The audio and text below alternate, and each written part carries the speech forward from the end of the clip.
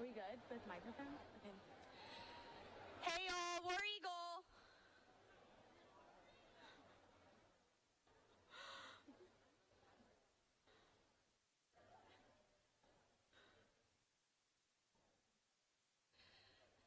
My name is Liz Mitchum, and I have the incredible honor of having had served as the Executive Director of Elections for SGA this past year. War Eagle, y'all. I'm Kathleen Wilson, and I'm serving as Director of Elections. Welcome to the 2024 SGA Spring Election Callouts.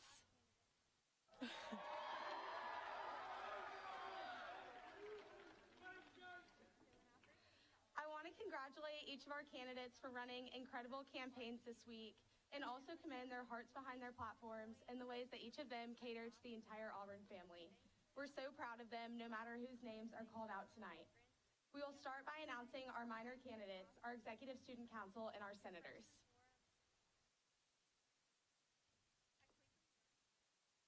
Pharmacy President Madison Piedra.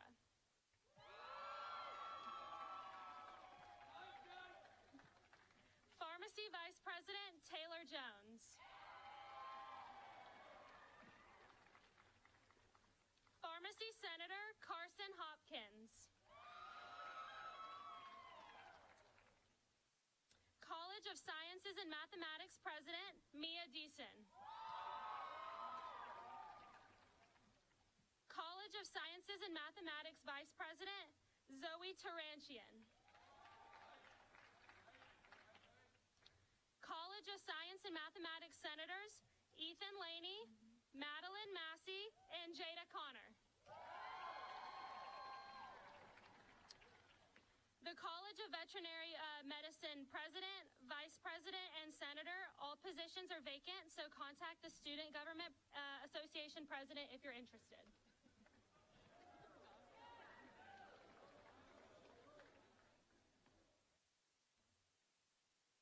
For the College of Liberal Arts, the position of both President and Vice President are vacant. Please reach out to the SGA President if interested.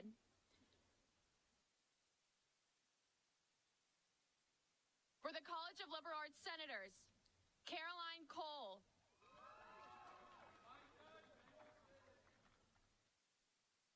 Bailey Irvin. Jake Yon. Colin Scott. And Caroline Fay.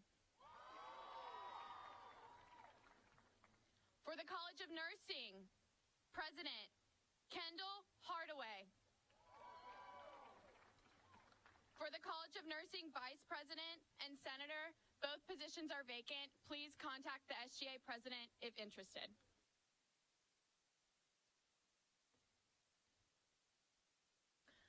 For the College of Forestry and Wildlife, the positions of President, Vice President, and Senator are vacant.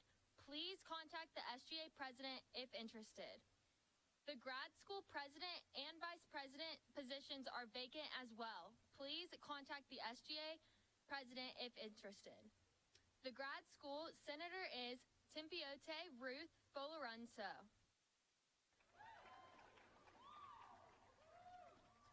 The College of Human Sciences President position is vacant.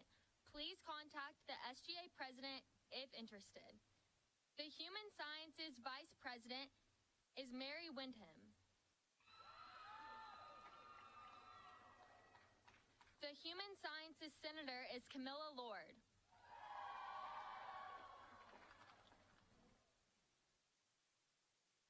College of Education President is Maddie Hagler.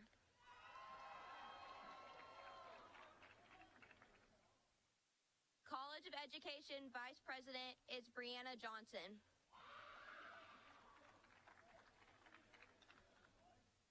College of Education Senators are Sophie Marino and Anna Zyreek. College of Engineering President is Ebb Counts.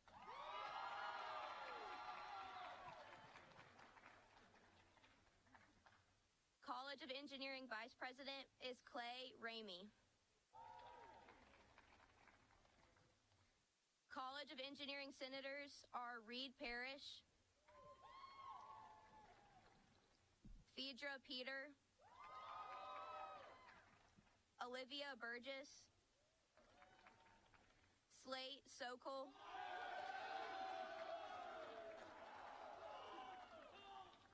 and Siddhant Kishore Saratkal.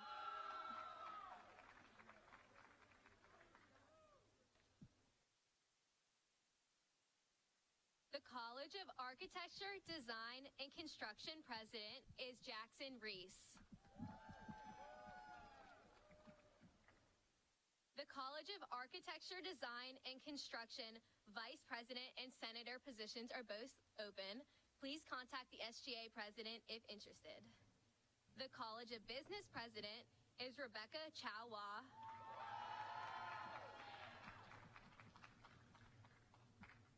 The College of Business vice president is Nicholas Frost.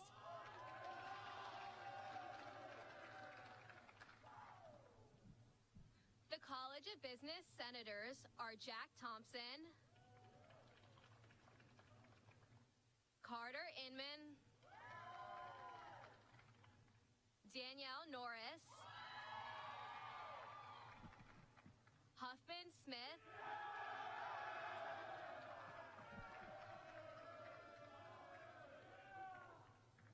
Colin Hale, and Marie Hilliard.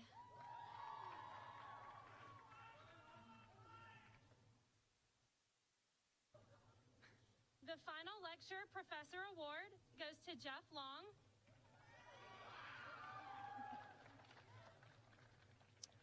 Your at-large senators are Lily Poole, Emma Francis Zellner, Ben King,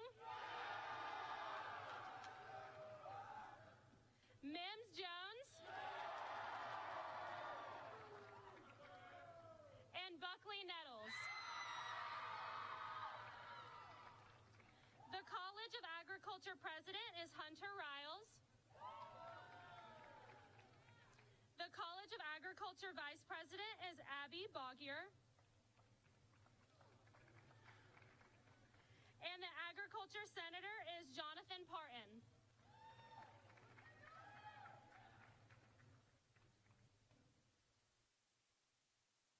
We will now announce our major candidates. If your name is called, please come up the left staircase. And now, without further ado, your Miss Auburn, Grace Cribb.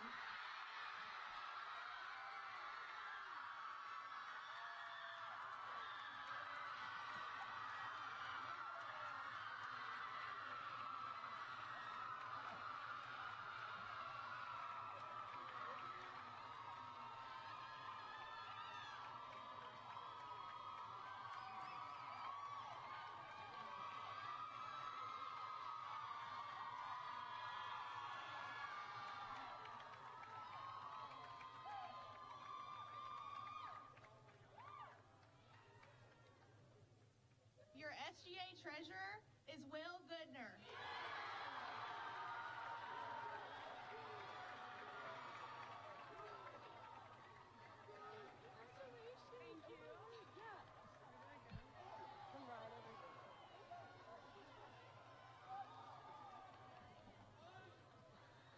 Your SGA vice president is Kara Herring.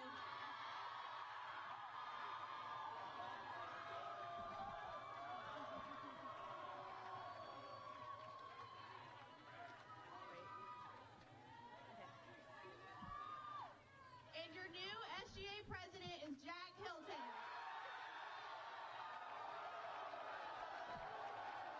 Thank y'all, and more Eagle.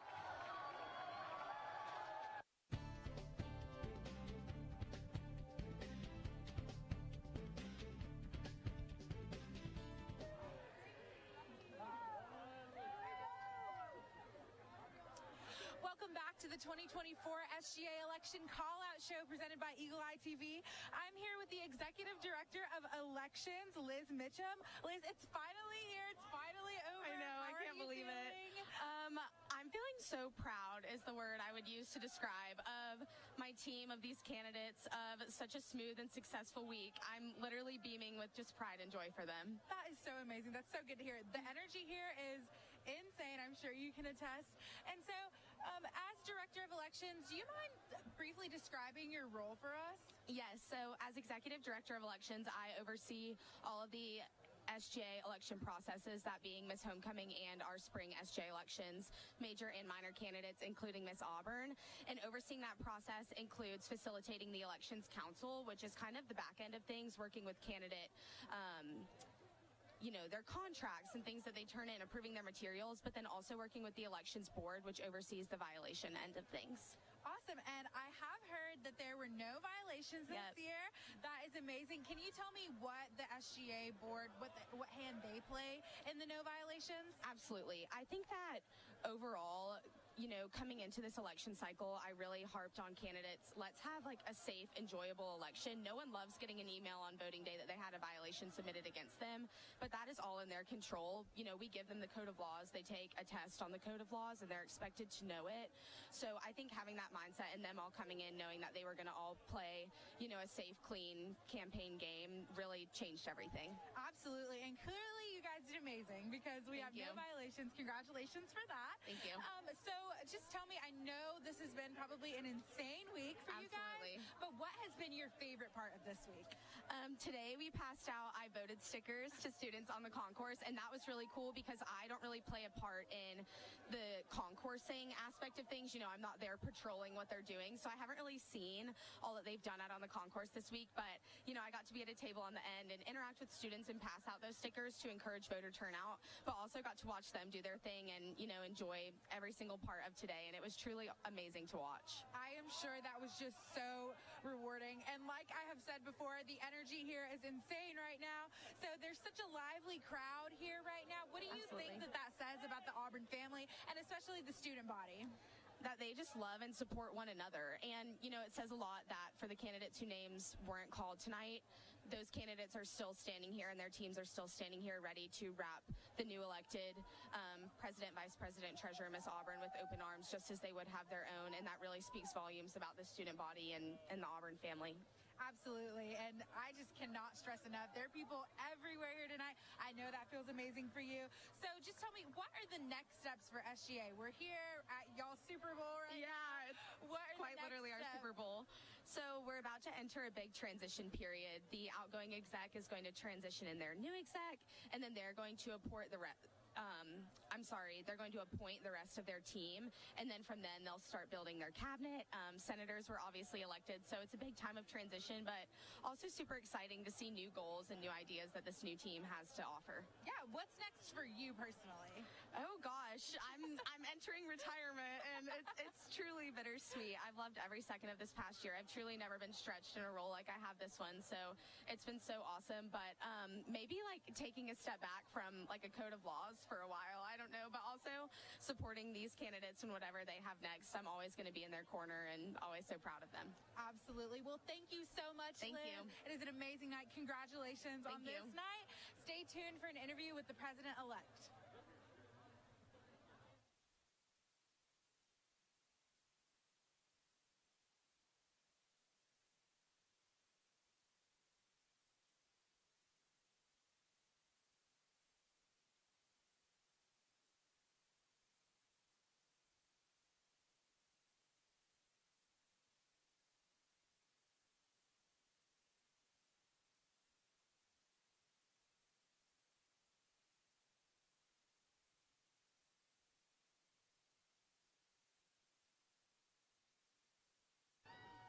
Grace, congratulations. I know you are beaming with emotion right now. How does it feel for me to call you Miss Auburn Grace? How is that? I think it's just surreal. I think it points back to all the people who are standing right down there right now in t-shirts that say "Find your place with Grace." It just blows me away that many people would come and support me, and I'm just in awe. That's awesome. You look amazing. Your flowers are beautiful. I'm sure that this is going to be probably one of the most memorable moments of your life. But what has been the most memorable moment of this past week and then your campaign in general?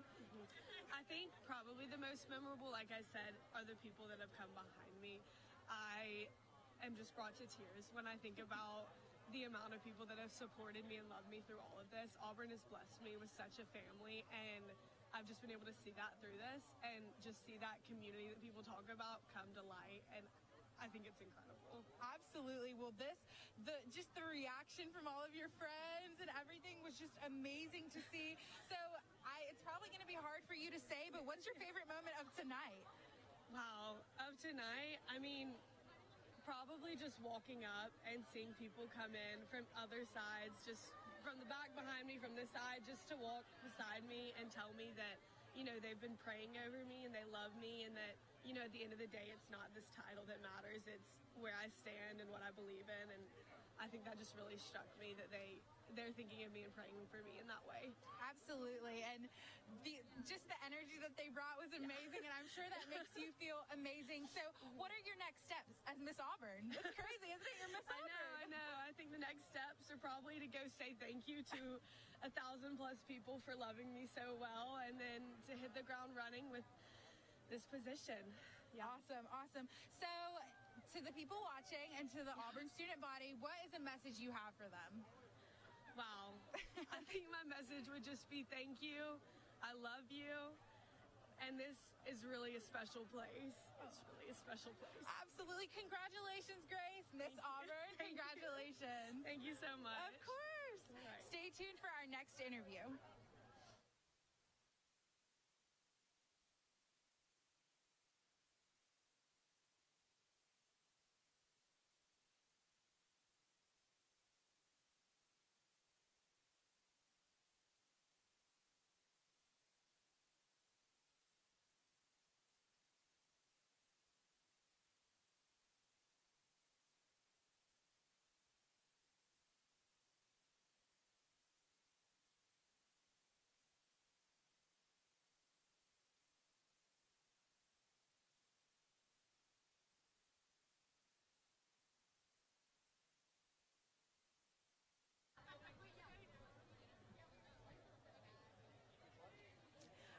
I'm here with Treasurer-elect Will Goodner. Will, how are you feeling right now? I am just overjoyed, to be sure. I don't know what else to say really, but you know, here we are, and I'm just glad to be here. Absolutely.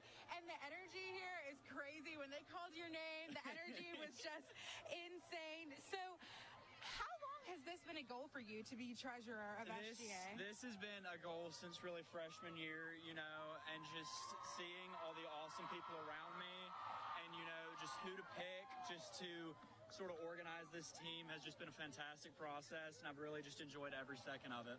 Absolutely. What would you say is the most memorable part of your campaign? The most memorable part of my campaign is probably just late nights, my CM, just planning things, you know, working through just all of those. I'm just going to cherish those moments forever and just try to enjoy those. Absolutely. And clearly it paid off because you are a new treasurer. So, you know, I'm curious, what are your next steps as treasurer-elect? So for my steps that I want to take, initially, I want to make sure that our scholarships are going to be more open, just out in the open, and students can see what they can qualify for, when those deadlines are. And then we're going to keep working towards implementing that job database through an app or whether it be a website, and then just allowing financial workshops to just keep flourishing and allow students to be able to figure out how to manage their money and just sort of bring those skills into outside of college. Absolutely. Well, it sounds like you are a man with a plan, and obviously it paid off. So what message do you have for the Auburn students? My message for the Auburn students is that I'm going to work my hardest every single day. I don't want this position to be something that disappears. I want this to be something that you can see me do and that you're proud of and that you call your SGA treasurer.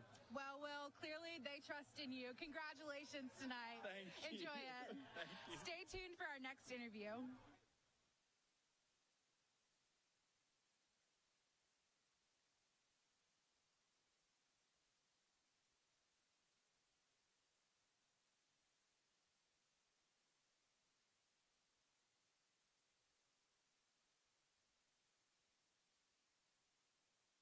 All right, we're ready in 5. Kara, congratulations. How are you feeling? So is just such a surreal moment and one that I have looked forward to for so long. So it is just crazy that we've made it here, but I'm truly so excited and so honored. Absolutely. And, has it felt any different already kind of knowing, You know, it has been a little bit different. I feel like it's almost kind of built up the anticipation even more. And it's been fun that I've even gotten to focus on not only just what tonight holds, but what next week and the next year holds ahead of me. So it's been awesome, but I wouldn't say that it's fully sunk in yet. That's amazing, though. It's your eyes focused, you're Absolutely. moving forward. So, how long has this been a goal of yours, and how long have you been working towards this? I would say, I don't know exactly when it became a goal of mine, but really my love for the Student Senate started about 2 years ago. It was 2 years ago on this night that I was elected to be a senator for the first time, and that has just been such a transformative experience for me at Auburn, and one that I think has led me up to this moment. So it is so exciting to see the fruition of all those 2 years come to right now. Awesome. Well, we have seen you on the concourse with that red phone. Absolutely. So, tell me what your favorite part of your campaign has been. Oh my goodness, I don't know how to choose. I would say probably my favorite part was today on voting day. This would have been my 6th voting day at Auburn so far, and it is my favorite day of the year, is what I always tell everyone.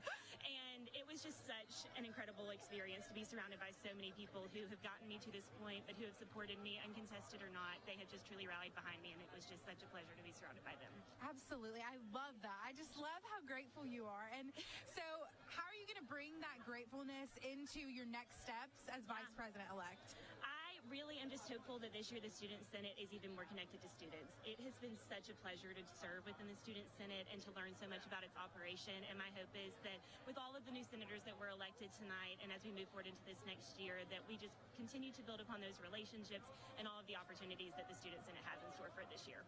Absolutely. That is so exciting to hear. And so, one last thing, what is your message for the Auburn student body? Oh my goodness. Really just thank you. It has been such a joy to have grown so much within this community and within the Auburn family, and what an honor to be able to represent it. So I cannot wait for this upcoming year, but thank you to everyone who has supported and gotten me to this point so far. Absolutely. Well, we are excited for you, and we want to congratulate you once more. Thank you so much, Garrett. Go enjoy it. Let it sink in. Congratulations. Absolutely. Thank you so much. Of course. Stay tuned for our next interview.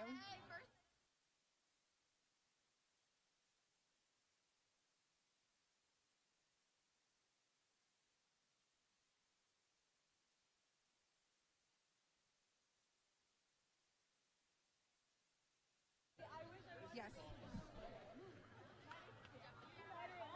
Hi, Jack, President-elect for SGA. How are you feeling tonight?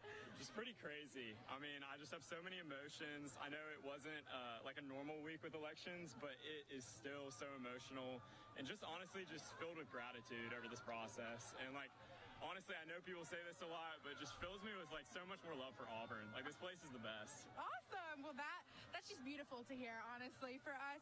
So I'm curious, how long has this been a goal of yours to be president? Hey, like. I know.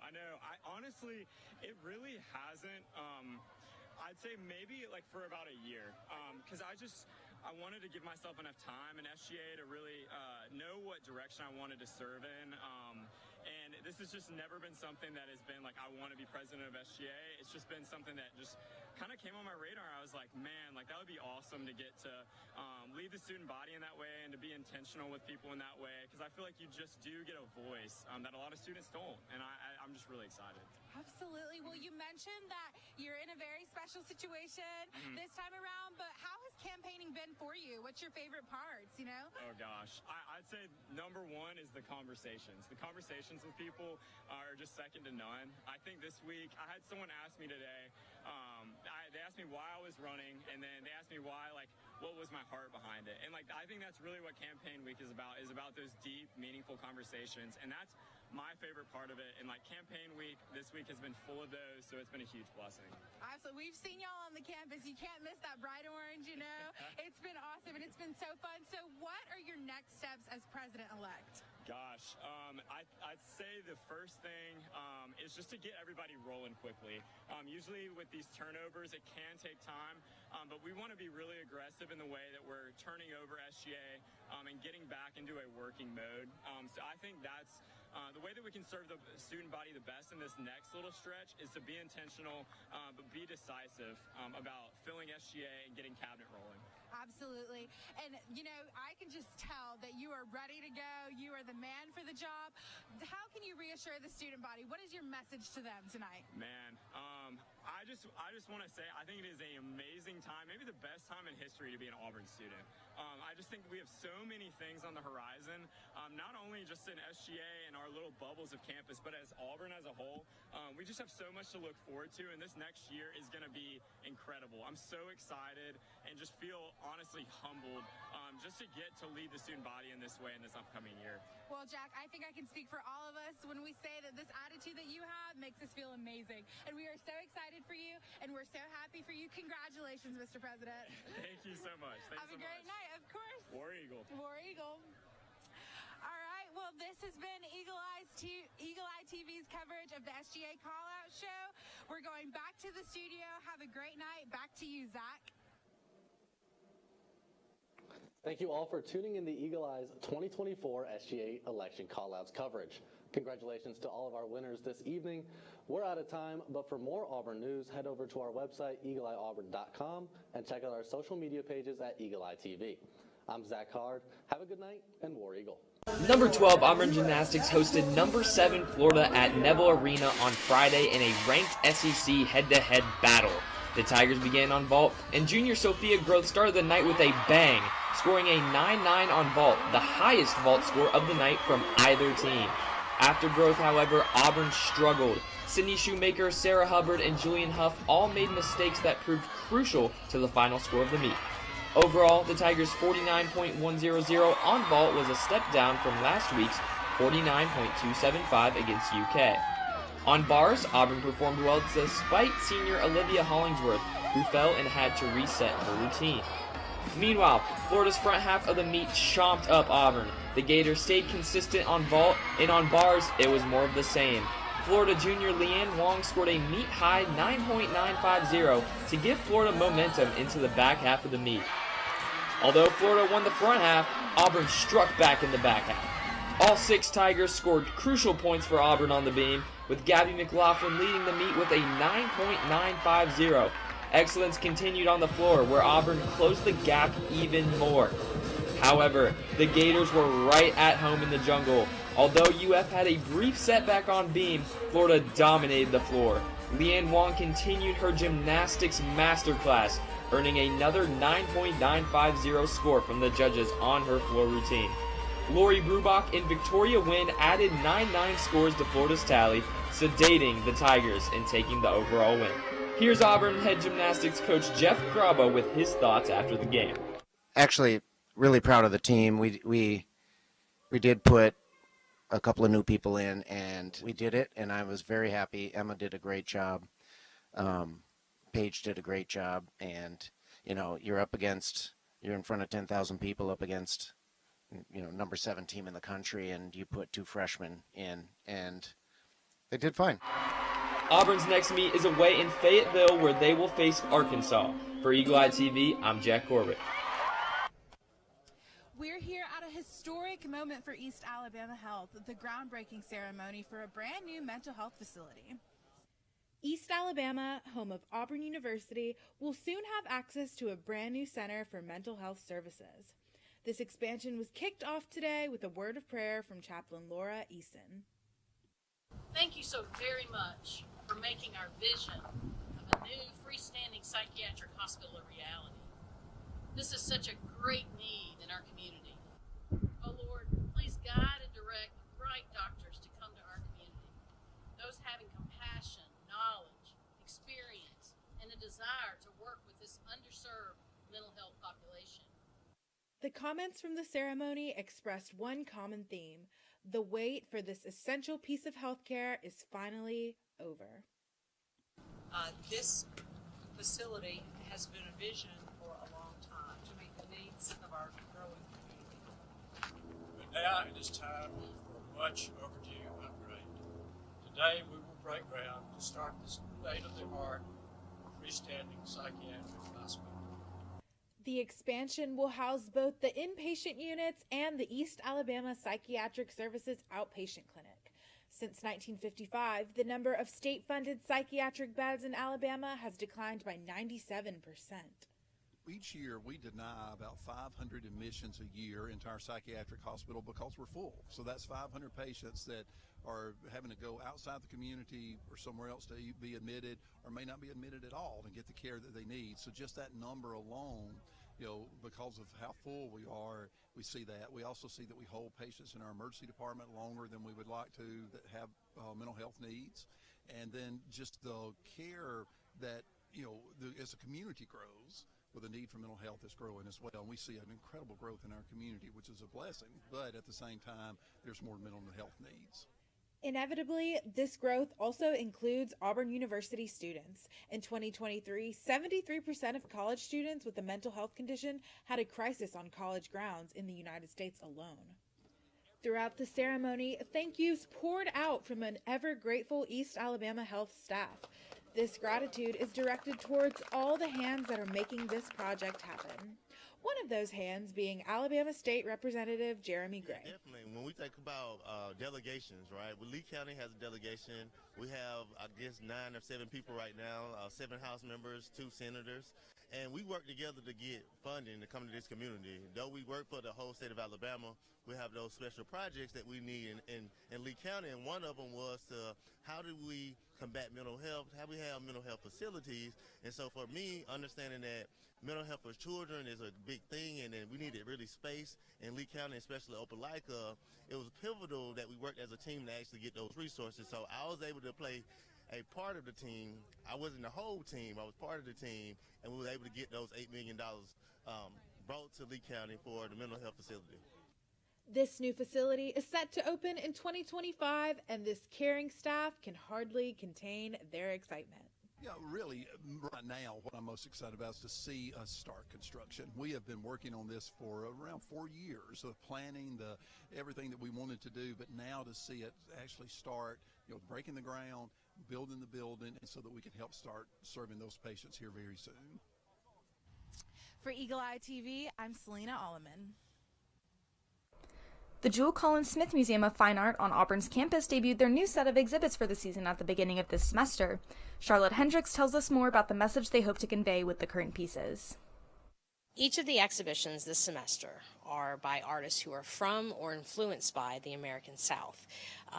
I recently learned that more than 85% of Auburn students are from the southern region, and so it's a great way to learn about our shared history as well as open channels for dialogue. Viewfinder right now? Charlotte hopes that students use the museum as more than a place to expand their artistic knowledge. The Jewel, as we affectionately call the museum, is a teaching museum, but our hope is that every student, as a part of their Auburn experience, would come and visit the Jewel. It's a place for students, and there's weekly activities that we have. Again, it's a place you can come and walk around the grounds, so really using it as a place of relaxation and reflection as well. For more information on the Jewel and upcoming events, visit jcsm.auburn.edu. On Wednesday, Auburn proved why free throws can win you ball games. The number 12 Tigers sunk a school record 40 free throws. Yes, 40 free throws in a 99-81 win over its rival number 16 Alabama. With the win, Auburn is now in a 3-way tie with South Carolina in the Crimson Tide for first place in the SEC. That was a must-win. Our goal is to win SEC, so, we had to get a separator. We had to get one. There's a reason why those two were on the stand post-game, because Jalen Williams and Janai Broome both had field days against Alabama's defense. Williams scored a career-high 26 points on 8 of 13 shooting, and his sidekick Broome, the SEC Player of the Week, poured in 24 points, 7 boards, and 5 blocked shots. Coach Pearl believes this duo deserves some national attention. At the beginning of the year, I did talk about the fact that I thought we had pretty good front line. Probably if you look me up, would say I think we have one of the better front lines in our league. I think I said that. Didn't get a lot of talk about it. I think Jalen Williams and Janai Broome could get some discussions about front lines in the country. When you play on the road in the SEC, the little things that matter most are magnified. And the students in the Auburn Jungle made sure that sound level meter hit its peak. Crowd was amazing. The environment was tremendous. ESPN goes to a lot of A lot of great buildings, a lot of sellout crowds. This place is different. That jungle roar took the roof off of Neville Arena with 33 seconds left in the first half when Jalen Williams did this.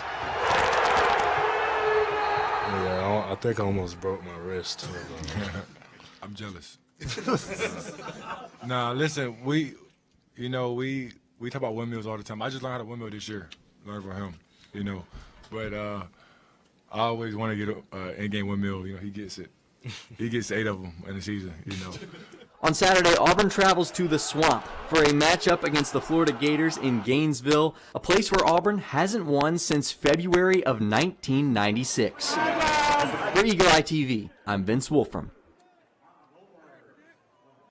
Tonight, we start off by taking a look at a birthday celebration for Auburn University and a mental health facility to benefit Auburn and surrounding areas. Then we'll inform you on updated exhibits at Joel Collins Smith Museum and the Super Bowl, UPC style.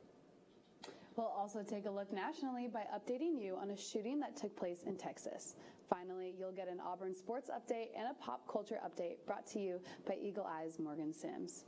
All of that and more is coming up next on Eagle Eye's Monday News at 6.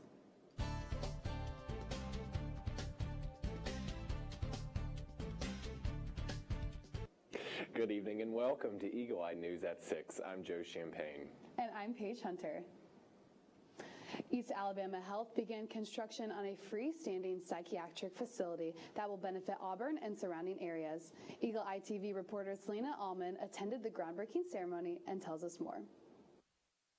East Alabama, home of Auburn University, will soon have access to a brand new center for mental health services. This expansion was kicked off today with a word of prayer from Chaplain Laura Eason. Thank you so very much for making our vision of a new freestanding psychiatric hospital a reality. This is such a great need in our community.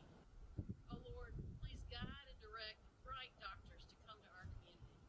Those having compassion, knowledge, experience, and a desire to work with this underserved mental health population. The comments from the ceremony expressed one common theme. The wait for this essential piece of healthcare is finally over.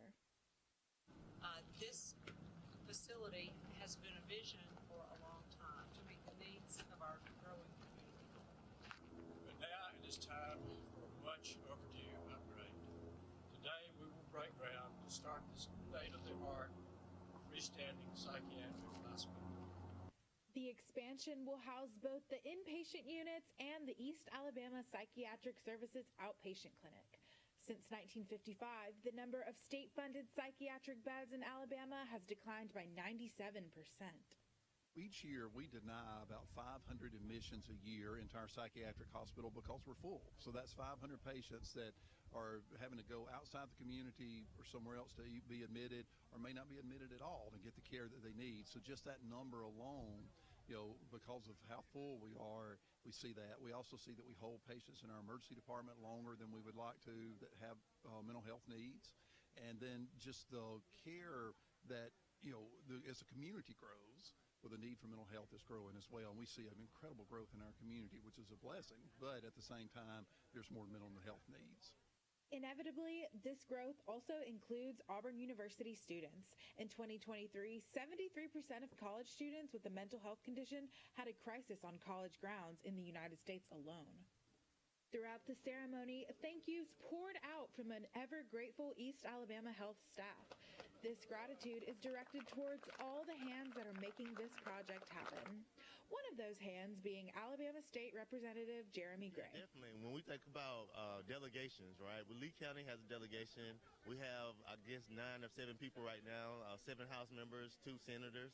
And we work together to get funding to come to this community. Though we work for the whole state of Alabama, we have those special projects that we need in Lee County. And one of them was how do we combat mental health? How we have mental health facilities? And so for me, understanding that mental health for children is a big thing, and then we needed really space in Lee County, especially Opelika. It was pivotal that we worked as a team to actually get those resources. So I was able to play a part of the team. I wasn't the whole team. I was part of the team, and we were able to get those $8 million brought to Lee County for the mental health facility. This new facility is set to open in 2025, and this caring staff can hardly contain their excitement. Yeah, really, right now, what I'm most excited about is to see us start construction. We have been working on this for around 4 years of planning, everything that we wanted to do, but now to see it actually start, breaking the ground, building the building, and so that we can help start serving those patients here very soon. For Eagle Eye TV, I'm Selena Alleman. Thank you, Selena. Happy birthday, Auburn University. Last week, Auburn celebrated its 160th birthday, and if anyone knows how to throw a party, it's Auburn University's Program Council. Eagle Eye's Sydney Babb attended the party and reports on the festivities. It's Auburn's birthday and everyone's invited. Founded in 1856, Auburn University is celebrating its 168th birthday with a party thrown by the University Program Council. Let's take a look. Complete with all the usual birthday traditions, students enjoyed birthday cake, irritable bow, Tumors lemonade, decorations, and their very own Build an Obby stuffed animals.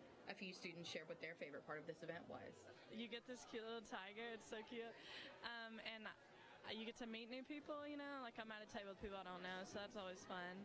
Probably the irritable bow, because I've actually never had an irritable bow. I know, it's pretty crazy, but first time, and it is fantastic. Auburn UPC has recently seen an undeniable increase in student attendance at their events, and this birthday party was no exception. When I saw the line outside the door when the doors opened, I was honestly so shocked. It made me just feel so happy that Auburn people, or students of Auburn, they want to come around, they want to celebrate with each other, they just want to really get together and have a good time. My favorite thing is watching students come in alone and finding new friends and walking out with someone else. It did take a good bit of effort, but most of the events right now are getting very crowded, but which is a very good thing. It means students are getting engaged, involved on the campus, so that's special. Auburn's University Program Council hosts at least one event each week, and all students are welcome. For more information, visit their Instagram at Auburn UPC or check out the website AU Involve. This has been Sydney Babb with Eagle Eye TV. Thank you, Sydney. When we come back, we will provide important information regarding Friends of Obby, along with UPC's Super Bowl celebrations. You're watching Eagle Eye News at 6.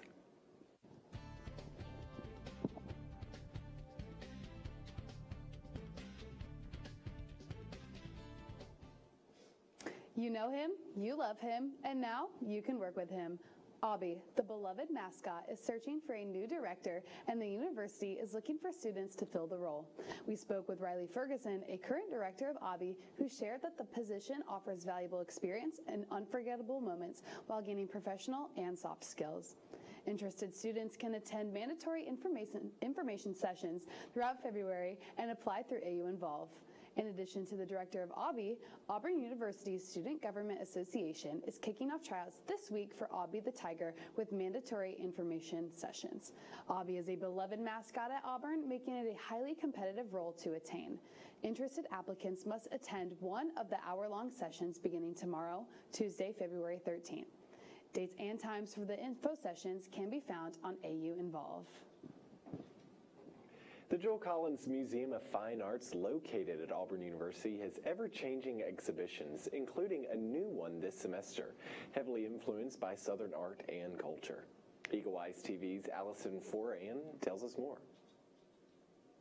The Jewel Collins Smith Museum of Fine Art on Auburn's campus debuted their new set of exhibits for the season at the beginning of this semester. Charlotte Hendricks tells us more about the message they hope to convey with the current pieces. Each of the exhibitions this semester are by artists who are from or influenced by the American South. I recently learned that more than 85% of Auburn students are from the southern region, and so it's a great way to learn about our shared history as well as open channels for dialogue. You find her right now? Charlotte hopes that students use the museum as more than a place to expand their artistic knowledge. The Jewel, as we affectionately call the museum, is a teaching museum, but our hope is that every student, as a part of their Auburn experience, would come and visit the Jewel. It's a place for students, and there's weekly activities that we have. Again, it's a place you can come and walk around the grounds, so really using it as a place of relaxation and reflection as well. For more information on the Jewel and upcoming events, visit jcsm.auburn.edu. The University Program Council hosted a thrilling Madden tournament on Friday in celebration of the Super Bowl. Madden is an American football sports video game which provided the center of a competitive night in the Auburn University game room. Grand prizes included signed Travis Kelce and Christian McCaffrey jerseys. Eagle Eye TV's Trinity Love was on the scene to tell us more. We're here at the Milton Student Center game room where UPC is hosting a Madden tournament, Super Bowl edition.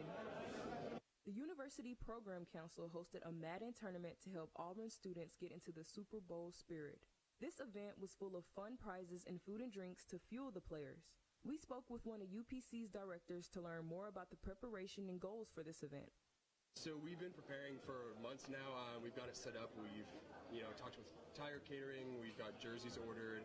We've just planned everything out with the game room. We've rented out the whole game room, which is something we haven't done before. We're super excited. It's something we've been planning for a long time, but also something new that we're trying. So we're really excited to see how it goes.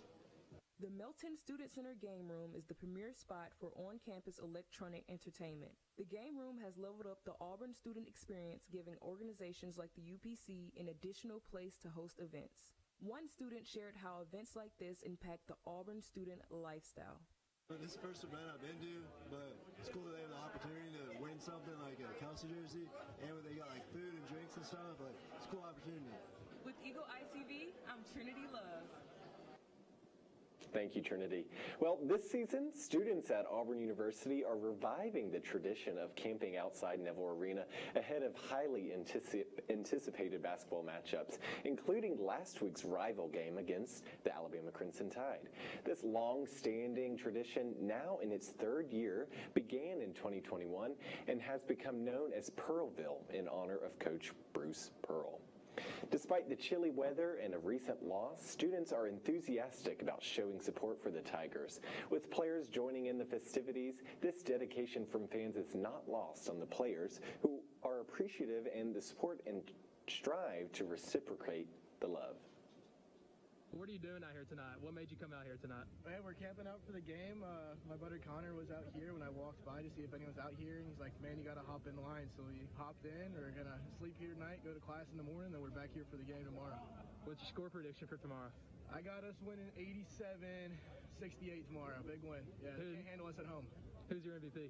MVP, Denver Jones. He's going to have a good night, man. He's going to hit a lot of shots that we might have missed in Coleman, and we're going to get after him. So, Chad, how awesome is it to see the Auburn family come out and camp out like this the night before a game? It's amazing. Actually, never been to a school where I actually have people this dedicated.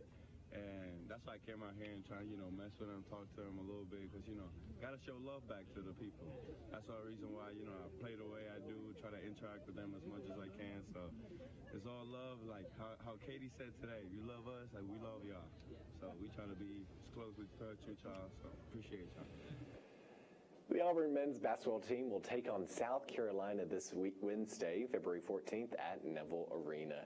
When we come back, we'll update you nationally on a Texas shooting, followed by an Auburn sports update and pop culture update. You're watching Eagle Eye TV, Auburn's news leader.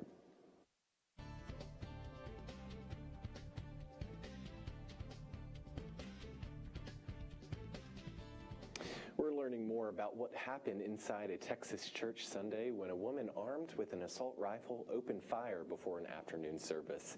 In the moments that followed, the suspect was killed, but others were injured, including a child who remains in critical condition. Laurie Aguirre has more on what witnesses are saying and the message the shooter reportedly had written on her gun. Screaming, there's a shooter. Terrifying moments described by those who were inside celebrity pastor Joel Osteen's Lakewood Church in Houston, Texas, Sunday. We went scared, and then we went to the chairs to try to protect us. My mom and me were so worried. 9-year-old Ethan Rodriguez hid in a bathroom with his dance class as gunshots rang out just ahead of the afternoon Spanish service. 2024. Police say a woman in her 30s, armed with a weapon and accompanied by a 7-year-old child, opened fire just inside the entrance. She had a long gun, and it could have been a lot worse. But they stepped up and they did their job. They are two off-duty law enforcement officers who were working security at the church. The city's police chief says they shot and killed the suspect. The 7-year-old and a male bystander were injured by gunfire. Houston's police chief says they're still investigating who fired the bullets that hit them. A federal law enforcement source tells CNN the woman's gun, an AR-15, had the word Palestine written on it. It's way too early to determine a motive for the shooter's actions. Indications that mental health played a role in an early investigation. Pastor Joel Osteen told reporters the outcome could have been much more tragic had the church not been between services. And for now, his focus is on moving his congregation forward. We're going to keep going strong and just, doing what God's called us to do, lift people up and give hope to the world. I'm Laura Aguirre reporting.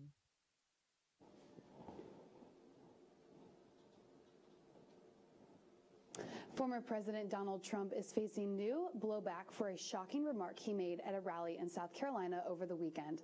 Trump said he would encourage Russia to do whatever they want to any NATO member country that didn't meet the alliance's funding guidelines. CNN's Washington correspondent Julia Benbrook reports on the swift criticism from the other presidential candidates. At a rally over the weekend, former President Donald Trump said he would encourage Russia to do what they want to any NATO country that did not meet its defense spending targets. And one of the presidents of a big country stood up and said, well, sir, if we don't pay and we're attacked by Russia, will you protect us? I said, you didn't pay? You're delinquent? He said, yes, let's say that happened. No, I would not protect you. In fact, I would encourage them to do whatever the hell they want. NATO has a target that each member country spends a minimum of 2% of gross domestic product on defense. While most countries are not meeting that target, the figure is a guideline and not a binding contract. The former president's comments received immediate pushback from many, including his political opponents. Putin kills his opponents. He invades free countries. This is not someone you ever want to pal around with, and you certainly don't want to give them the right to invade a friend. In a statement, President Joe Biden called Trump's comments appalling and dangerous, but some congressional Republicans are defending the former president. Virtually every American president at some point in some way has complained about other countries in NATO not doing enough. Trump's just the first one to express it in these terms. Reporting in Washington, I'm Julia Benbrook. When we return, Eagle Eye's Cohen Dalzell will give you an Auburn sports update, followed by a pop culture update with Morgan Sims. Stay tuned for more.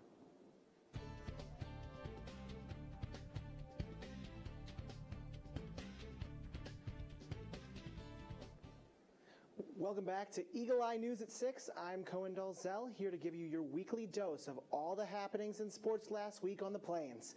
We have a lot of info to cover, so let's get right to it. Auburn's men's hoops continued SEC play on the road this weekend in Gainesville, Florida. Coming off a huge win against Alabama in Neville Arena on Wednesday, the Tigers look to keep themselves tied at the top of the SEC as they face the Florida Gators. Unfortunately, a lackluster start in the Gator offense firing on all cylinders pulled the Tigers back to earth, and Auburn fell 81-65. Auburn looked all out of sorts against the Gators, trailing by 16 at the break and as many as 29 early in the second half. Janai Broome led the Tigers with 14 points, with K.D. Johnson right behind him at 12. A late surge was way too little, way too late, and the Tigers continue to search for that ever-elusive win in Gainesville, a place where they haven't won in men's basketball since 1996. The Tigers are back in Neville Arena twice this week as they play host to number 11th ranked South Carolina on Wednesday at 7:30 p.m. This will be streamed live on SEC Network. ESPN College Game Day is also heading to the Plains for Auburn's showdown with number 22 Kentucky, Saturday at 5 p.m. Now for some more hoops coverage, Auburn women's basketball also hit the road this weekend for some SEC action, traveling to the Show Me State to take on Missouri. After a strong first half, the Tigers in orange and navy held off Mizzou for the road win, 70-59. Honesty Scott Grayson continued her dominance in SEC play, going for over 20 points in her fourth straight SEC appearance, leading Auburn with 24. Jemiah Mingo Young recorded her second double-double of the season, scoring 10 points of her own and leading the Auburn Tigers with 11 boards. Auburn improved to 13-0 when shooting 40% from the field, shooting 42.6 in Sunday in the victory. Auburn comes back home for a game against Kentucky this Thursday night at 6 p.m. It's the annual Play for K Pink game, and fans are encouraged to wear pink to Neville Arena this Thursday. The game will be streamed live on SEC Network. Vaulting over to gymnastics now, 14th ranked Auburn hosted 7th ranked Alabama on Friday night in Neville Arena, and they rolled them all the way back to Tuscaloosa. The Tigers dominated all night, routing the Tide 197.725 to 197.050. Cassie Stevens earned all-around honors for the third consecutive time as she earned a career-high 9.975 on beam and a 39.7 overall. The Tigers matched a program record on vault at 49.5 and had season highs on beam and the floor as well. Their season-best overall score was more than enough to dispatch Alabama, earning their largest victory against the Crimson Tide in program history. Auburn hits the road this upcoming Friday to take on number 3 LSU in Baton Rouge. The match will be streamed live on SEC Network at 8 p.m. In national news, the Kansas City Chiefs won the 58th Super Bowl last night. Patrick Mahomes took home the Super Bowl MVP trophy for his performance with 333 yards with 2 touchdowns. Former Auburn player Prince Tega Wanogho wins his second with the Chiefs despite being on the injured reserve. And that's all I've got for athletics on the Plains tonight. Tune in tomorrow at 7 for Sports Night in Auburn right here on Eagle Eye TV for some more sports coverage. I'm Cohen Dalzell for Eagle Eye Sports, and you are watching Eagle Eye News at 6. We'll be right back.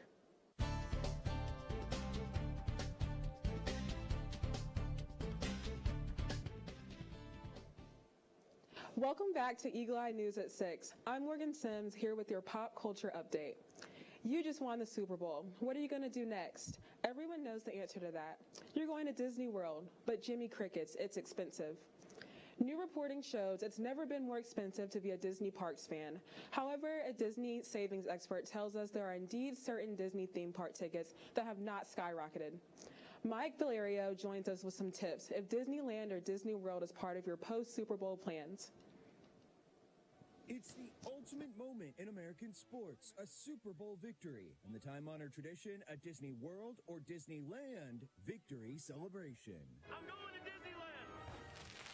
Tickets to the flagship Disney parks have shot up in price. A one-day ticket to Disney World during peak holiday season is up 47% since 2019, far outpacing the rate of inflation, according to Don Munsell, the president of the online theme park guide, Mouse Savers. It's the magic. The demand for Disney keeps going up. Munsell says he's tracked Disney park prices for more than 20 years, and a key money-saving hint, theme park tickets for low-demand times, like February or September, have largely escaped recent price hikes. They've kept the price for 5 years. The price of the cheapest ticket has stayed the same because you can only get that ticket on a really low crowd day. Another tip from Munsell. I would say to somebody, don't buy a one-day park hopper at Disney World. That's a bad idea.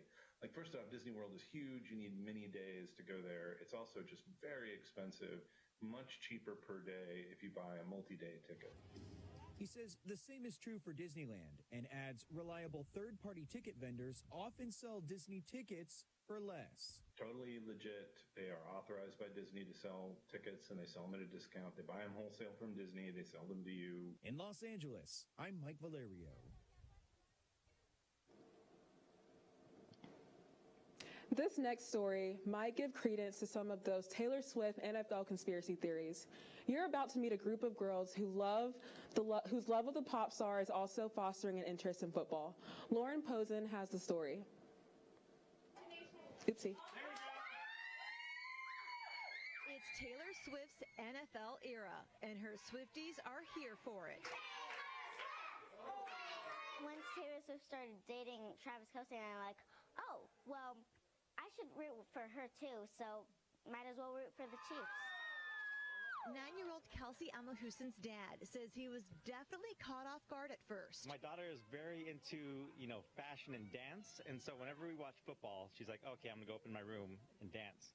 And now she's watching to see when Taylor's going to come on. With everyone Team Taylor, Emma Houston and her friends got decked out in their best Taylor-inspired outfits for her first annual Taylor Swift Super Bowl-themed watch party. Travis Kelce's number is 87, and Taylor Swift's lucky number is 13, so 87 plus 13 equals 100, so 100% love. The group of 3rd and 4th graders admit football never really interested them. At a Super Bowl party, I would usually just play with my friends, but now I watch football. Well, I thought football was boring because touchdowns, fumbles, and now I'm like, oh, go Chiefs. Call it the Taylor effect. The pop superstar is helping fill up blank space between young girls and their dads when it comes to football. It's really fun because I can bond with my parents, and I understand what's going on now. Swiftie dads are learning too. She's telling me all the stuff she knows about football and about Taylor and Travis, and she's all excited to explain it to me, and some of the stuff I don't even know. I know when she's older, she's going to remember this and be so appreciative and happy. And for the girls, oh yeah, touchdown, yay! I'm always like, so boring, but now I'm like, wow, go Chiefs! A married couple from Las Vegas celebrated the Super Bowl this past weekend in a romantic way by renewing their vows. Kevin and Nicole Crockram also happen to be diehard 49ers fans, so they made sure their wedding showcased their love for the team. Zach Fuentes has more. Here comes the bride, marching straight to the groom to the new 49ers anthem, Do It for the Bay. Flanked by Brock Purdy and Nick Bosa, the couple are ready for the ref/officiant to help them renew their vows, promising to love one another through the best of circumstances, through championship years, and the absolute worst circumstances. And those that we don't make the playoffs. And those that we don't make them. With the vows renewed, the celebration begins. The Crockrams' love for the 49ers runs deep. So I'm born and raised here with my father. He's from Oakland, but he wasn't a Raider fan. He was a Niner fan, which was cool. I was happy about that. So I grew up Niner fan whole life, and then when I met this young lady right here, she didn't have a team at all. They've been married since 2022 and knew that now was the time to re-solidify their love for one another 49ers style. This is the best time to do it. The first ever Super Bowl here in Vegas. We're history. We're going down in history with this, you know. Can anybody take this claim from us? This is us. Painstaking details were put into the wedding gazebo at the Flamingo Hotel and Casino. The team there making all of this happen with just 4 days' notice. Thankfully, they had a head start. Because we did have another team member here that was a huge 49ers fan. So she had a bunch of stuff that she helped bring in so that we could set everything up and have it perfect for them. Officiant Wanda Tracy is no stranger to thousands of unique Vegas wedding requests that have sometimes had to be declined. Someone wanted me to be a topless Elvis for their wedding. This assignment that she did accept will likely be one of her most memorable. How many 49ers ceremonies have you officiated? Is this the first? You know, this is my first. Well, it will take some time for any official numbers to come in. The county clerk says there may likely be many more similar ceremonies happening Super Bowl weekend. You would expect the rush right before the Super Bowl. For now, the Crockrams are riding high from their dream ceremony, one that may not be their last.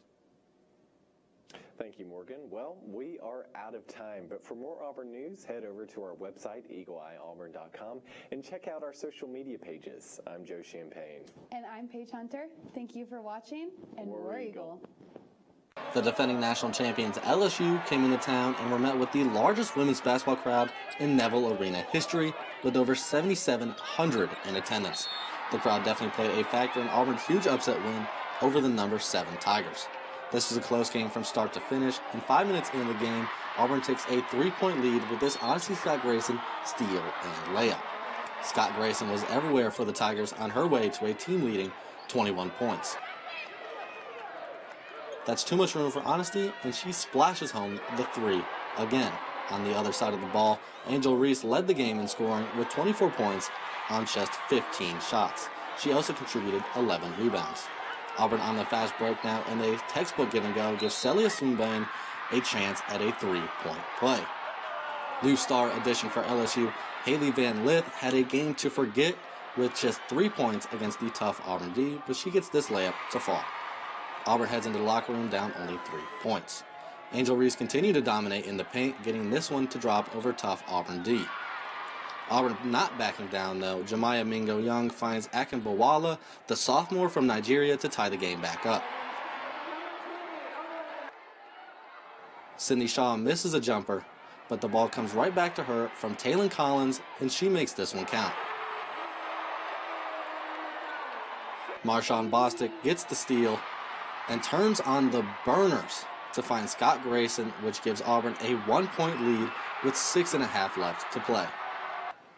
McKenna Eddings with a huge shot for Auburn, giving the home Tigers a 4-point lead. A couple minutes later, after trading some baskets, Angel Reese tries to take matters into her own hands, but Mingo Young has other ideas.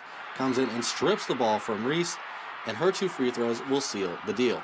Despite Scott Grayson missing the free throw, there isn't enough time for LSU, and the Auburn Tigers upset the number 7 team in the country. Here's what Coach Jay had to say after the big win. They prepared well. They played hard. We had a really good scouting report. They executed it. The thing that we told them was, you got to come out and you got to be tough. You got to fight. You got to, we can't get on our heels. We got to get them on their heels. And I think we came out and did that. So I'm just really, really proud of our team. I'm proud for them to be able to play in front of a crowd like this. And I'm happy that this crowd was able to see them play. Auburn takes this one 67-62. Auburn will hit the road for their next game against Vanderbilt in Nashville on Thursday. For Eagle Eye TV, I'm Zach Card.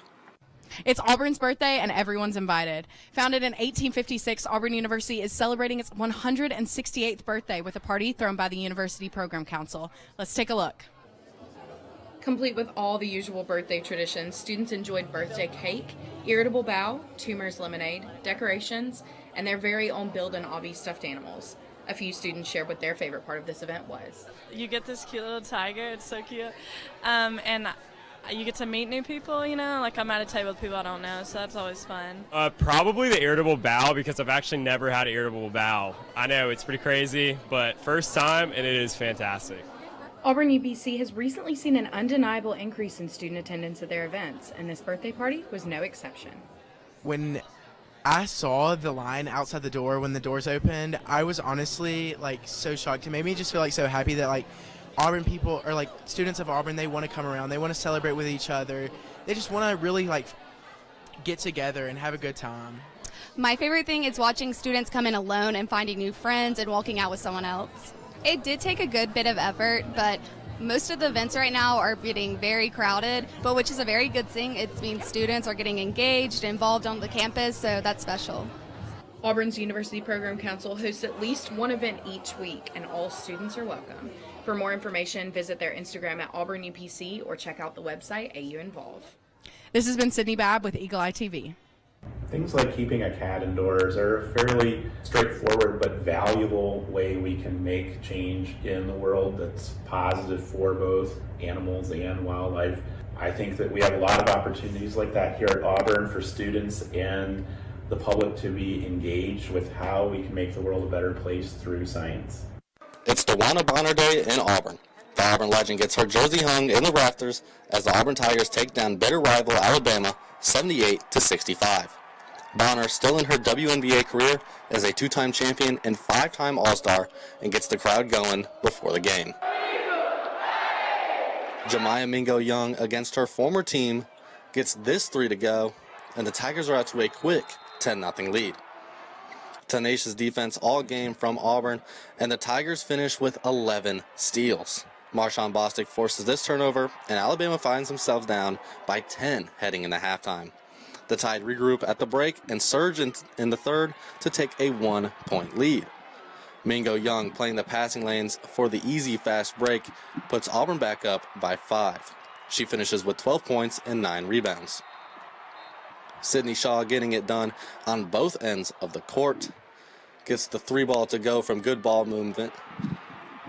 And on the defensive end, stays with Loyal McQueen and stuffs her. Pushes the ball back into her for possession, and it's Auburn ball. Honesty Scott Grayson puts the icing on the cake with this floater, and Auburn goes on to win 78-65 behind Honesty's 19 points. Here's what Coach Jay had to say about what went right for the Tigers against Alabama. We prepared really well. Our team was focused. I felt like they were locked in. I felt like they came out and set the tone. We wanted to set the tone, and I felt like we did. And normally we do that on the defensive end, but I felt like it was on the defense and offense. I was really pleased with our execution early. Offensive execution early in the ball game. Auburn moves to 13-6 and 2-4 in SEC play. Next up for the Tigers, Georgia comes to town next Monday, January 29th, for the We Back Pack game. For Eagle Eye TV, I'm Zach Card. We're here at the Milton Student Center game room where UPC is hosting a Madden Tournament Super Bowl edition. The University Program Council hosted a Madden tournament to help Auburn students get into the Super Bowl spirit. This event was full of fun prizes and food and drinks to fuel the players. We spoke with one of UPC's directors to learn more about the preparation and goals for this event. So we've been preparing for months now. We've got it set up. We've talked with Tiger Catering. We've got jerseys ordered. We've just planned everything out with the game room. We've rented out the whole game room, which is something we haven't done before. We're super excited. It's something we've been planning for a long time, but also something new that we're trying. So we're really excited to see how it goes.